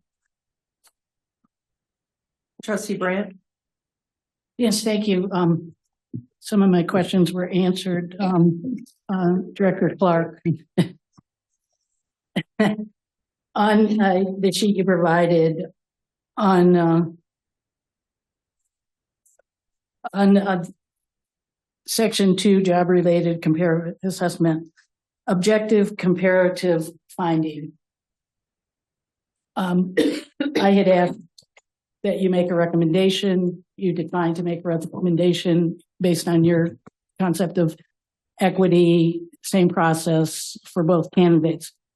But I might add, would you agree that in the objective comparative findings, candidate B excels in all categories? I know. Which one? Candidate B, according to the documentation, do excel, but not in all categories because it's paragraph on the there's back. one on the back. So no. Oh, okay. I missed that. I didn't realize there was a second. And I want to reiterate, this is a guide for the building body to utilize. Both candidates pass. I can't stress this enough. Both candidates pass your requirements. It's almost like if we ask somebody for, you gotta have a bachelor's degree. That's what you call for. And John Doe walked in with a master's. Well, that's extra, but I still qualify because I walked in meeting your requirements. I understand that, Director Clark. What my understanding and expectation from prior hiring is this board is given a recommendation. Whether that recommendation came from an HR manager, a operations director / township manager. So going forward, that's the pattern and the habit of the township. That would be my goal, is that based on your own extensive experience in leadership roles, that I would like to see a recommendation from you going forward. Thank you. I do want to clarify a point, is that initially I talked to the board and was told in this. Not anything you asked. What I don't understand your question, in that you talked to the board and you were given this direction. Was that a board action? Because I don't recall that. Well, no, it was not a board action, but you know for a fact that I'm getting a lot of directives, not a board action. I know, but so my point is that that it should only be a board action, that you take direction. I gave you. I totally agree with you. I gave you my point of view, right, that you should make a recommendation. I restated it going forward, but I don't think it's reasonable to say that board action told you to present it this way. No. It's not a big deal. Okay. Okay. I said, I talked to the board, and then you came back and I clarified that I'm giving a lot of directives that's not board action. We all know that. Right. So if we have to get to the point of we vote on everything, I would feel more comfortable with that, because the loudest voices in the room should not dictate policy. That's my own view of governance, but it's not a big deal. I express my preference. If we need to put that as a policy, then I would consider putting that in place, but it's not relevant for this discussion. Thank you very much. Trustee Noel? Yeah. And I want to thank you for the work you've done on this. I think you have tried to be fair. This board would be well advised to take note of your extensive experience supervising people and working with people in different organizations. Even though we might individually have what we think is right, it doesn't necessarily mean that it's right. I think you have tried to be fair. I think that both candidates are qualified. And are we going to do another round of discussion here? Or do I go into, I know some people have already gone into discussion, and that's why before I embark on it, I was checking. Well, I was going to suggest that we table this until the next meeting when Trustee Reiser is here, but that was going to be a suggestion. Okay, let me just finish with what I was saying, and I think that as an organization, we have to consider that we have an internal candidate who hasn't always been treated fairly by everyone on this board, and it's been a difficult situation. And I don't know that the things are quite the way I wish they were, but I will talk about that more later when we discuss it again. Either way, we have two qualified applicants. There's clearly, and I see that. So I know I can see it being a difficult choice for some, and I can understand why. So I'll leave it at that until we discuss again. Thank you. And I'm fine with tabling it. Trustee Reed? Oh, Trustee Reed, did I miss you? No, I passed. Oh, that's right. Okay, I'm sorry, because I had, never mind. Kathleen, all due respect, did I understand you to say that in the past, for instance, when we hired our operations director or our finance director, we were given a suggestion by the HR manager. Because it seems to me, my recollection is that we interviewed two people. Well, I think, by the time we got to Clark, it might have only been one, but I know we interviewed two finance people for the finance director. And after meeting with them and talking to them, no, actually, yeah, you're right. It was three. Three. Two were, well, okay. So is that is my recollection correct? So just to clarify. Yeah. If you're right, you're right. I'm cool. Okay. But my impression is that we've always had a recommendation. Oh. Does it come from HR? Oftentimes, yes.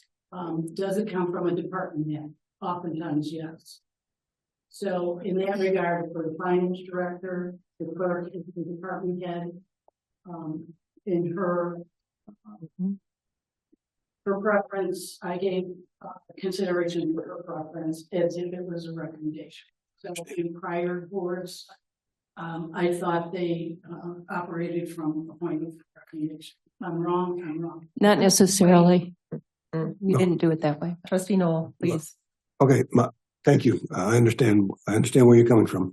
Would it be inappropriate for us as a board to actually talk to both of these candidates and meet them? Would that help us make a decision? Because right now, I mean, this is a very, very hard decision to make. And I think if we saw and talked to them, it might be easier. I don't know why I think that, but that's what we've done in the past. Let's put it that way. Now, I'm not trying to fall back on this is the way we've always done it, but sometimes it's good that we do things the way we've always done it. But that would just be my suggestion. But again, I'm okay tabling it.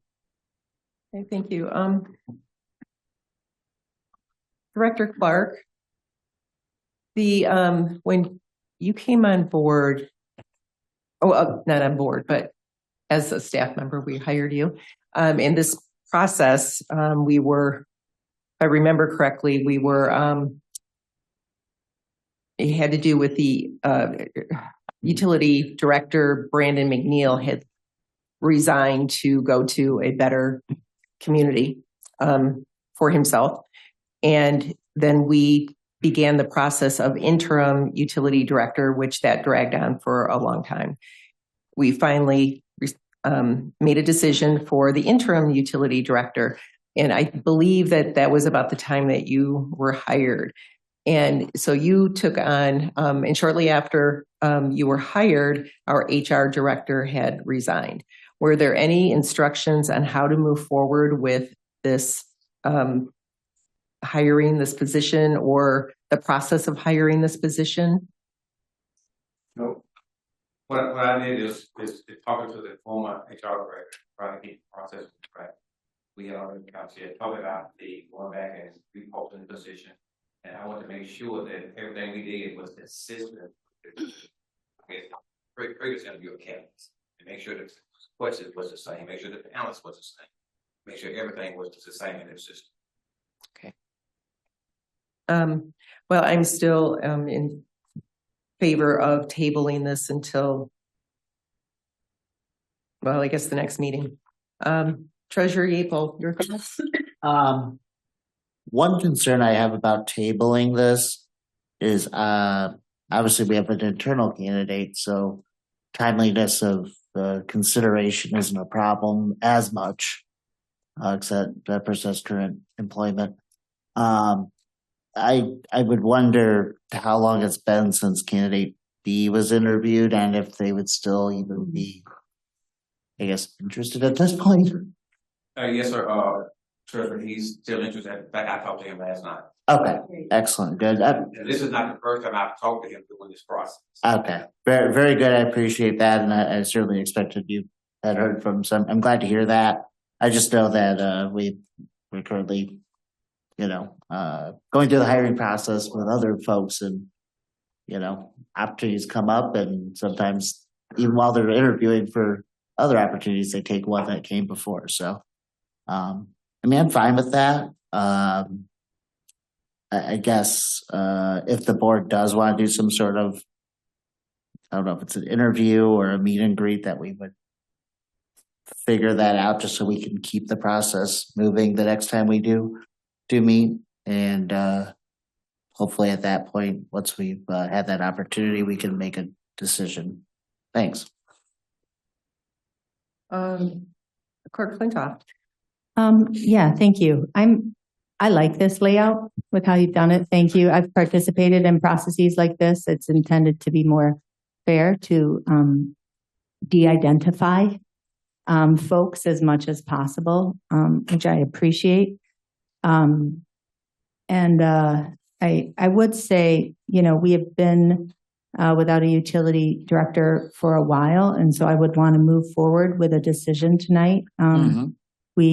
I believe, if memory serves, we appointed a committee, or a committee was formed, I believe, with some board direction, and you said it was the same committee who interviewed both candidates. Now, I'm not for sure whether that's the committee that the board formed or not. I know the panelists group, I thought A panel. Yes, yeah, the board gave some direction because they're about kind of, I think, either the individuals like Matt Parks or some other kind of people who might be on it. So it was the same committee. I just want to say a lot of work's gone into this. I know this is just one page, but I know that this is a synthesis of, it sounds like 2 interviews, or at least 2 parts to a panel interview, review of full packet. And I would say, you're right, this is one page, there's a lot went to this. This is about 6 or 7 times. I want to make sure it was right and make sure it was fair. Thank you for that. So I'm going to take your words on here seriously, and I'm going to highlight a couple of them. Under the first job requirement, I want to note candidate B has some coursework in HVAC, which I think is helpful when the utility director is also responsible for buildings and grounds with staff support. I also note public works leadership as being noted. On the third, I would say the public works director experience, the second and the third rows says public works director, and on the third row, sorry, I'm having trouble referencing these, but on significant previous supervisory responsibility, candidate B, director level roles, material state oversight of 7 and 23 employees, prior superintendent experience. Certainly, to me, management experience is really important. Also on government finance, water, wastewater maintenance reports, project completion, and continuing education. I want to note candidate B is jumping out to me with experience in CIP, something we typically outsource. I know replacement planning, and then the water, wastewater, public works, operations, and infrastructure management. I would say that based on this, it seems to me that candidate D brings a higher panel evaluation by the people who interviewed the person, broader documented director level experience, more management experience, and more documented credentials relevant to the job. So I'm happy to do whatever process, but I don't want to delay. I know Clark, and before that Aurora, and the whole panel of people who worked on this. We also have candidates waiting. I would want to move forward with a decision tonight. I trust that this is a good, fair synthesis of everything there is to see, and would want to move forward. We have key positions that we need to fill. This is one of them, and would like to move forward with a conditional offer tonight. Trustee Brandt? Yes, thank you. Director Clark, thank you for all this effort. I can see that this is a lot of work that went into it. I trust the effort. Okay. I think you did a good job. I'm ready to, I don't need any additional detail. I think you and the panel covered it very well. I think you highlighted the differences very well, and I appreciate all that work. And so I think we need to move forward tonight as well. Trustee Noel. As I said before, I'm open to tabling tonight. We are missing one board member, and we have a capable interim utility director in place. 2 more weeks isn't going to make that much difference, and it sounds like that other candidate is still readily available, and Clark has recently communicated with him. I think it would be fairer to wait, and I think we should strongly consider the option of hiring from within when we have a qualified candidate. And we clearly have a qualified internal candidate. So my preference is to table it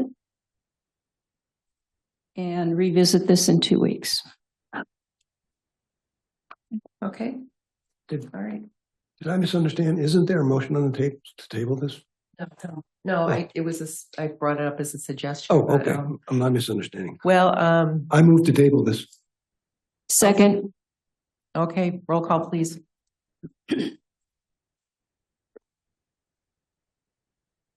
Motion by Reed, support. Excuse me. Motion by Reed, support by Noel to table.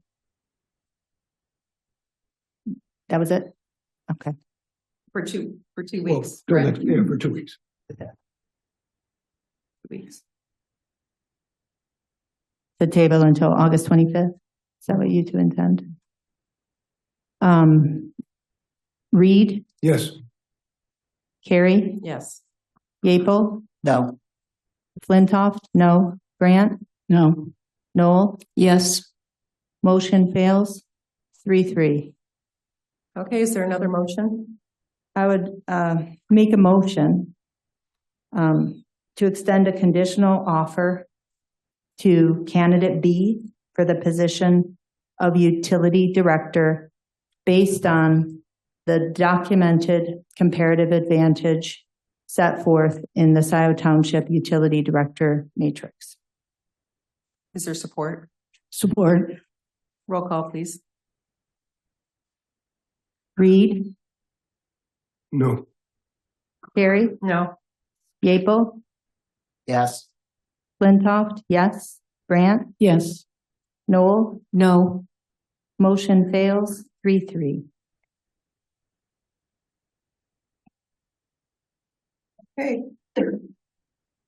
So, I think Reiser said he'd be here later, so we can take it back up when he gets here. well, okay, so K-22, workplace violence investigation. Yes. And let's get back to. There it is. Okay, Treasurer Yeaple, I believe you were the one that wanted this pulled for consent. Yes. I'd like to ask for we'll see if I can do this and we'll find out. Because of the expense of up to $25,000, I'd like the board to receive a legal briefing as to the scope and substance of the claim. We don't need to know who filed the claim, but because of the expense, I want to not verify, it's just understand what the board's authorizing expenditure for. And if we could do that in closed session, I think that'd be wonderful. May I Yeah, absolutely. So the workplace violence prevention and conduct policy that you adopted maybe a month or so ago, says that acts of violence or threats will be investigated to protect employees from danger, blah, blah, blah. So I don't know that you have a choice necessarily under this policy, whether you'll investigate it.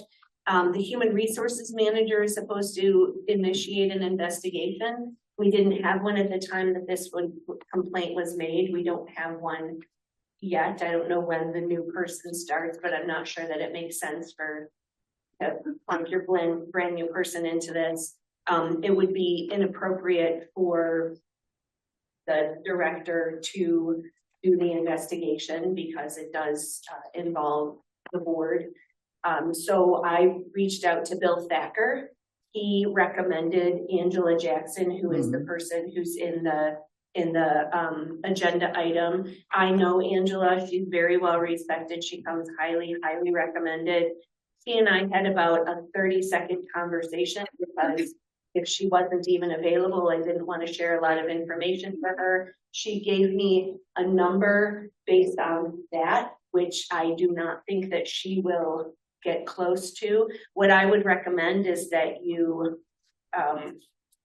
approve this or something close to this that's been presented to you, and I can have her bring back something that is more detailed about what she would do and her, a scope and her hourly rate. So you might have a better idea, but I don't think, from my perspective, it is something that should be addressed if we can address it now and not wait, so that the employees know that we're taking this seriously and we're moving forward with the complaint.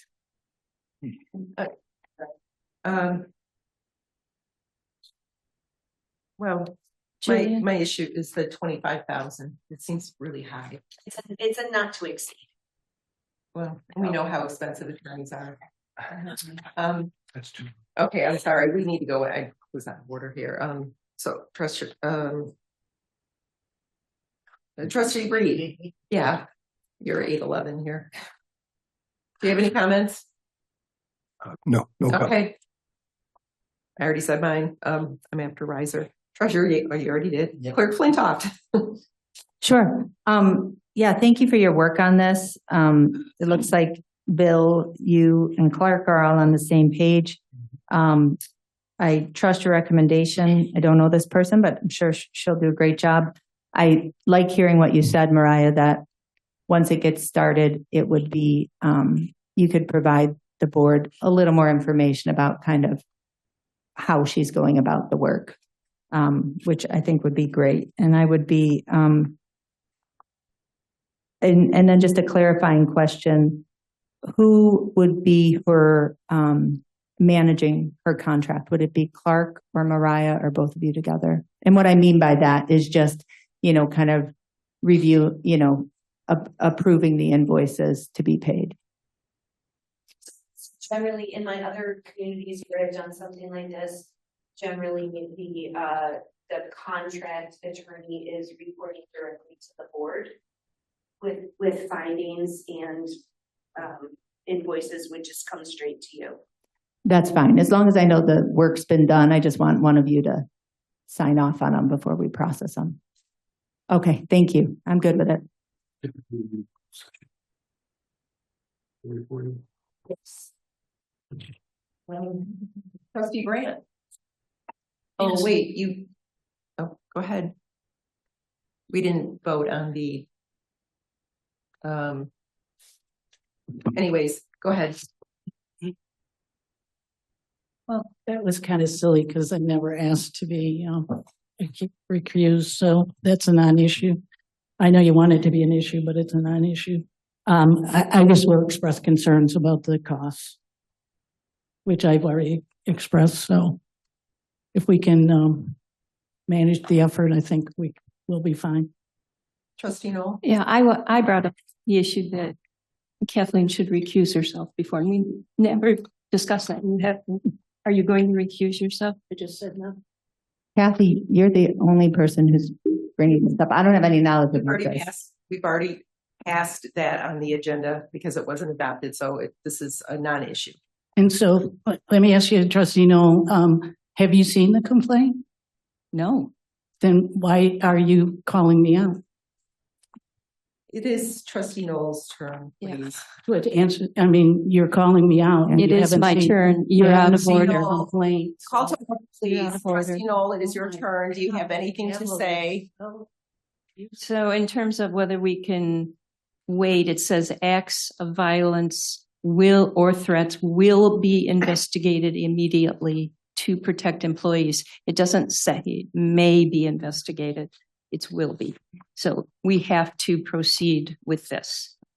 And this is what you are the proponent of this policy, Kathleen. So you should be out there reinforcing it. So, okay. And I support proceeding with this investigation with this attorney as has been described. Okay, the model motion is to authorize the engagement of Angela Jackson of Hooper Hathaway to investigate the workplace violence complaint in an amount not to exceed $25,000 from Fund 101-266-826. Is there support? Support. Roll call, please. Okay, motion by Carrie, support by Flintoff. Reed, Yes. Carrie, Yes. No. Yeaple, Flintoff, yes. Brandt, Yes. Noel, Yes. motion passes 5-1. Okay. Now is the time for members of the public to speak to the Board of Trustees for up to 5 minutes on any matter. Please come to the table if you have anything to say. I would just like to, just so we don't lose track of this utility director item, because we've taken no action on it. I'm just Right. saying, That's right. hanging out there. I would be in favor of taking a recess until Trustee Reiser gets here. We If don't- others would be more comfortable voting next to him. Support. We don't know if he's going to even show up. And He we said don't he'd know. be here around 8:30 or so. We don't know for sure. I mean, we could take 10-minute recess and So- see where we are. I would make a motion to take a recess until 8:40. We'll give him 15 minutes and then come back and continue the meeting Support. To public comment. to wherever our motions lead us without an agenda. Call the question.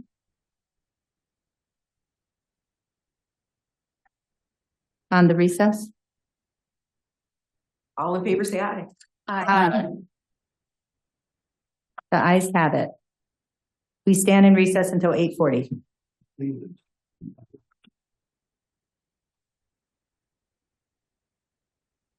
Yes. All right. Recording in progress. We have 2 board members that are missing. Oh, no, there's one here, one here. Okay, calling this meeting back to order at 8:37. All right, so the agenda item that we were waiting for Trustee Reiser to arrive, that was 02, possible action selection appointment of utility director. And Trustee Reiser, did you have enough time to review the Yes, I matrix? did. And if I can indulge this body and the public, my apologies for the tardiness of my arrival. A few months ago, I committed to do a fundraiser for the Democratic candidates, the candidates nominated by the Democratic Party for the Michigan Supreme Court. And it was slated for a Thursday a couple weeks ago, which would not have conflicted with this. However, the chief public defender, a man whom I had been in court with and had many cases with, and all the judges knew and loved, passed away after an 8-month-old vigilant fight with lung cancer as a man who never smoked, who never drank, and that's just how these things go sometimes. So the memorial service was on a Thursday night, and the band all agreed and everybody agreed to come back and do the fundraiser on the scheduled date, which I didn't set, but it was set for tonight. And so my apologies for my tardiness. That's where I was. So thank you for your indulgence and mea culpa. I hope to make the next meeting by 6:05. There you go. So that's where I was. Apologies. Condolences, John. Yeah, thank you very much. Lauren was a great guy. I've also had the opportunity to look at this, make notes, highlight, all that kind of stuff. I feel I prepared to weigh in. I had, while I was packing up keyboards and drums and other stuff, I had in my Zoom called, so I've been listening since about 3 minutes after 8. So I heard the stuff on utility director. I heard some other stuff as well. So I think I'm sufficiently in the loop. So ready to debate, ready to vote, ready to do what needs to be done. And again, may it help. Well, since we've all had our discussion, we're going to go ahead with what you would like to say. Do you have any questions for Operations Director Clark? No, I mean, this is stunning. This is phenomenal. This really helps. I don't know if both candidates are here or not. I see who I think one is based on, oh, I can get it. Current Scio utility supervisor. That's a clue. That's who that might be. But, and I also heard some things that I agree with, and that is hiring from within. And we need to do a job of promoting within. And I'm happy with Mr. Blackburn's performance. I'm glad he stepped up to do it. Having said that, I see so many things that are compelling to me for candidate B. The right category talks about more points isn't necessarily the one, but a broader documented director level scope, comparative advantage candidate B for technical utility and operational breadth, comparative advantage candidate B based on the breadth of the documented credentials, the comparative advantage with respect to candidate B for leadership and management scope, and candidate B based on submitted materials. I was very supportive of, I don't want to say interim, I don't know if that's a 4-letter word, but the interim role that Mr. Blackburn had, and I really thank him for stepping up. But at the time I said, that doesn't mean he's going to be the permanent guy or gal. But I think that candidate B would be my choice. I don't know how, that's how I would be voting on this, even though it pains me to do so with Michael right in front of me.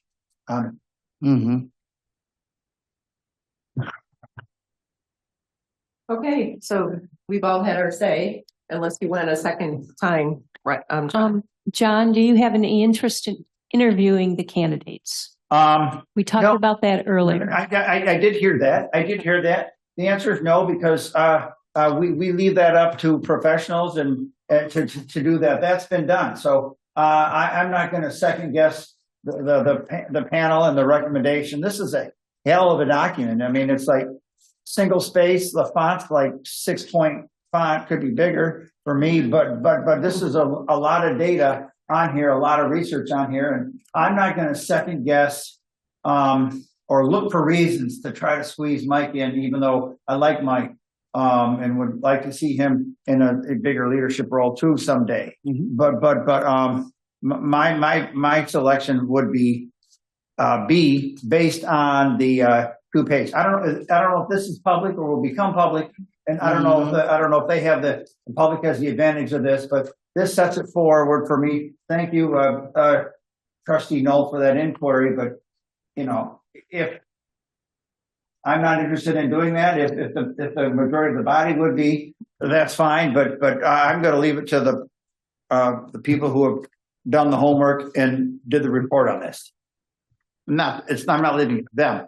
I'm going to leave it to me to make my vote. But I appreciate the data they provided. John, would you like to present a motion?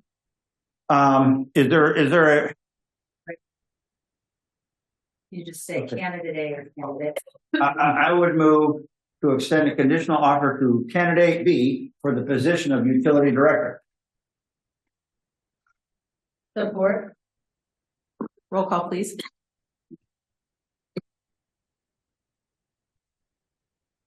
Reed, No. Riser, Yes. Carrie, No. Yeaple, Yes. Flintoff, yes. Grant, Yes. Noel, No. motion passes 4-3. Congratulations.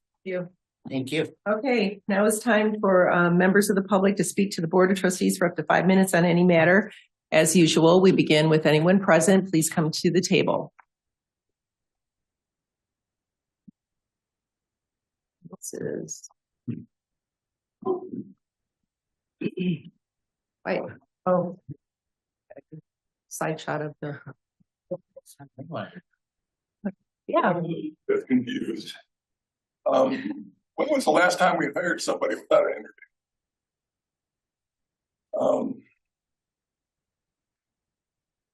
Clark, answer me this question. Who was on the selection committee? You don't have to. Please, please. You don't have to. Well, we have board response after. We could answer that for you later. Sorry to put you in that position, Clark.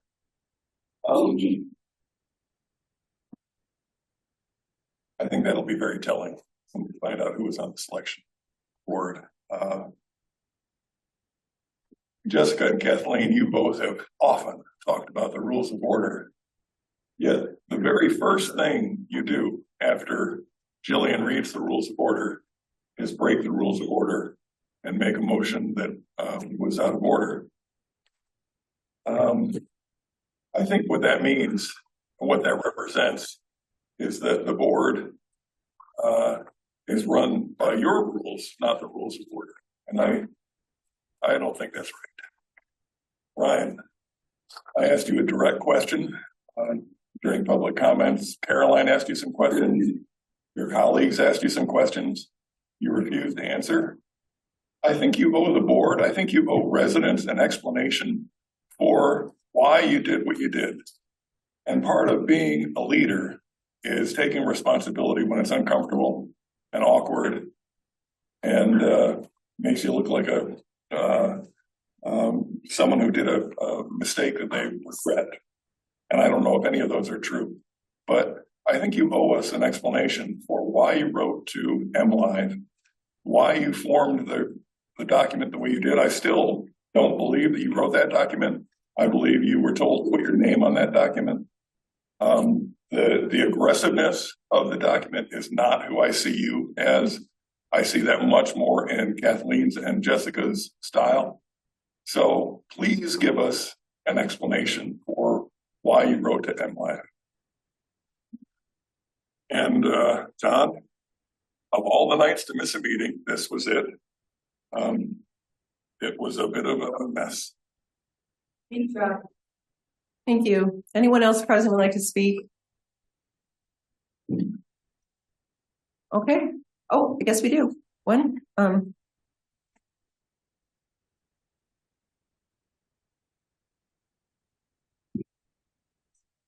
there. Hi. So I wanted to just take a minute to quell any misinformation and ease public concern around the parks rules. Can you hear me? Yeah. Okay. Speak louder though. So. Okay. I just wanted to start by saying that nothing is being suggested that's outside of the legal standards that have already been established in terms of fires. The only time one is required to obtain a permit from the fire department for our own ordinance is for open burning and bonfires. You currently do not need a permit for small recreational campfires or cooking fires that stay under 3 feet wide and 2 feet tall. And I just want to reiterate that I nor any other staff member are ever permitted to operate outside of the law that is already established. And that is my recommendation as it's written, is in line with the current law. Small fires have been permitted well before my tenure began.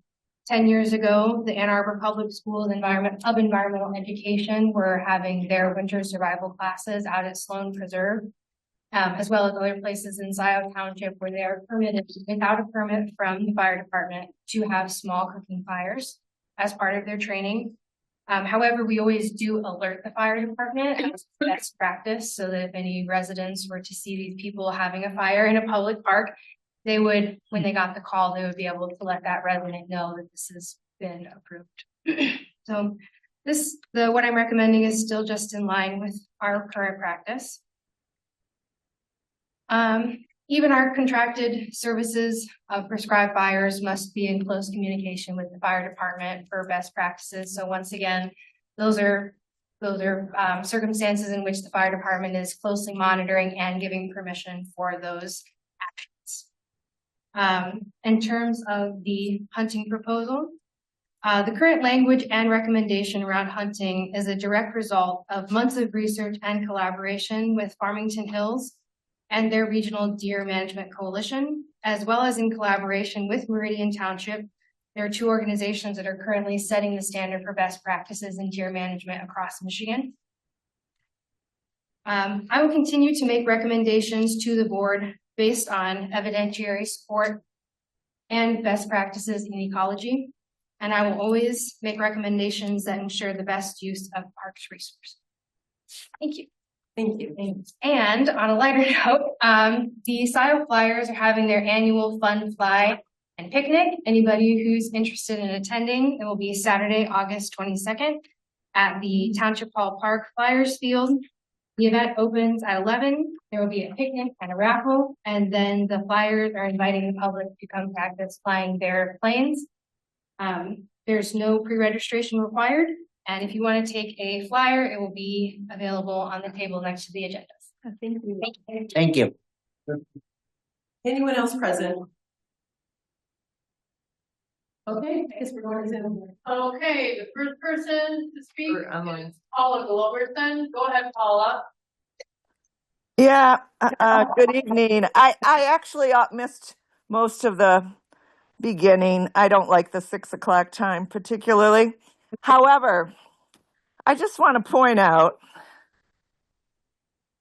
I see this certain individuals to say, I don't believe you wrote this. I thought we went through that with Pat Stein, with Jonathan saying she didn't write her comments or whatever. You know, this is why I don't like the scionews.com. And I usually don't read it. And I remove myself from their blogs because there's a lot of unfactual things that have been said and very subjective, as I mentioned about tonight's comment about somebody who didn't write this.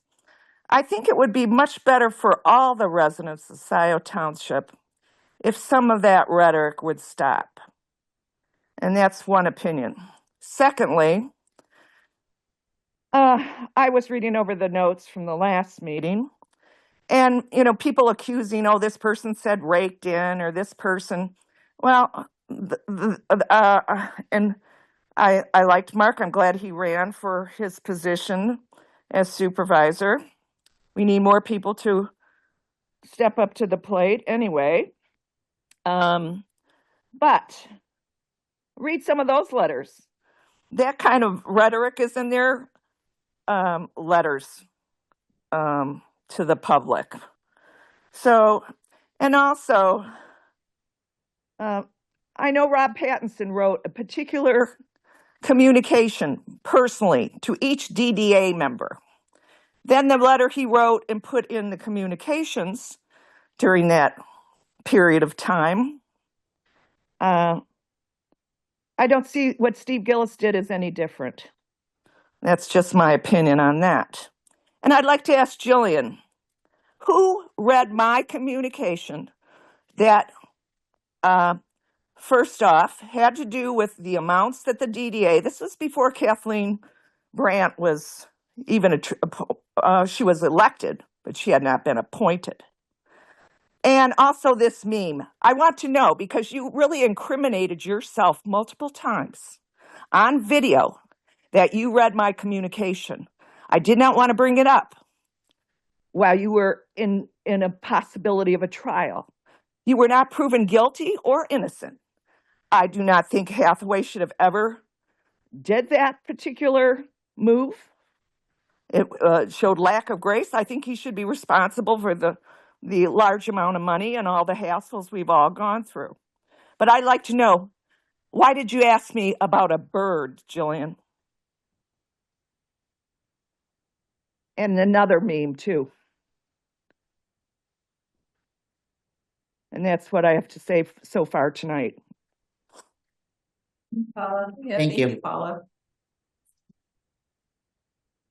Anyone else online? Next up to speak is Jeff Jackson. Go ahead, Jeff. Thank you and good evening. Good evening. I have a question and a request. The question first, I'm afraid with what went on this evening in terms of order of events and everything, I lost track of exactly what happened to the consent agenda. In particular, I have an interest in K.4, which is renewing the My Green Michigan contract.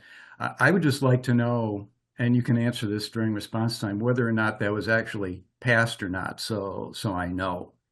You can guess where I stand on it. My request is to the entire board, and that is regardless of your opinions or your personal feelings toward any issue or anybody, please allow the supervisor to do her job. I think it's been spelled out pretty clearly what the responsibilities of the moderator are and who the moderator is.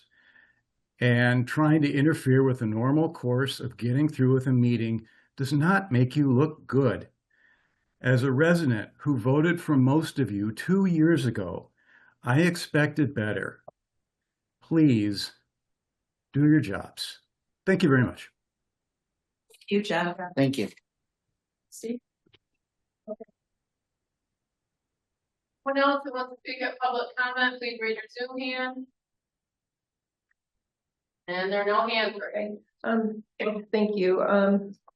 Jeff, the consent agenda was passed. Yeah. Okay. Let's see, board response. Trustee Reed, do you have any response to the public?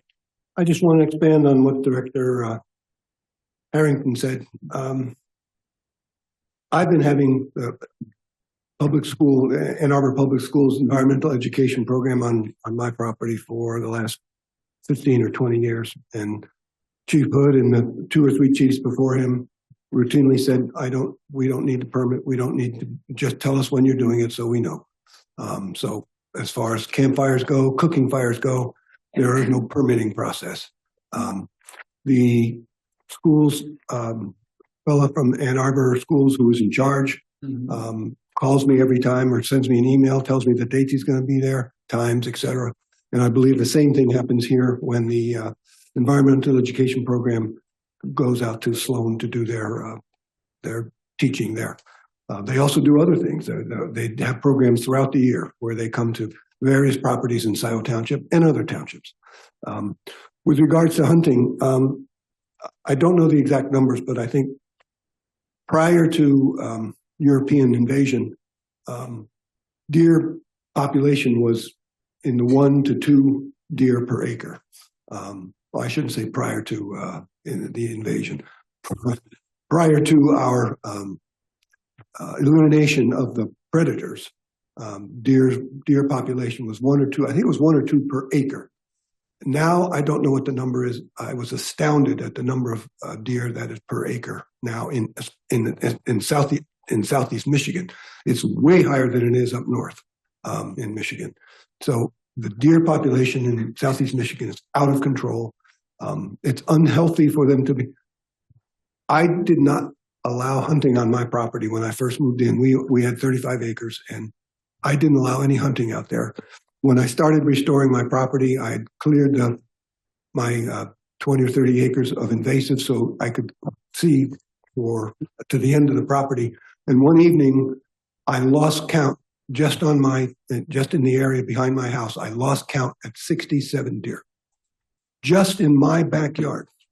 So to say the deer population is overwhelming is an understatement. We need to have a deer management program in Michigan, in Southeast Michigan, in Washtenaw County, in Scio Township.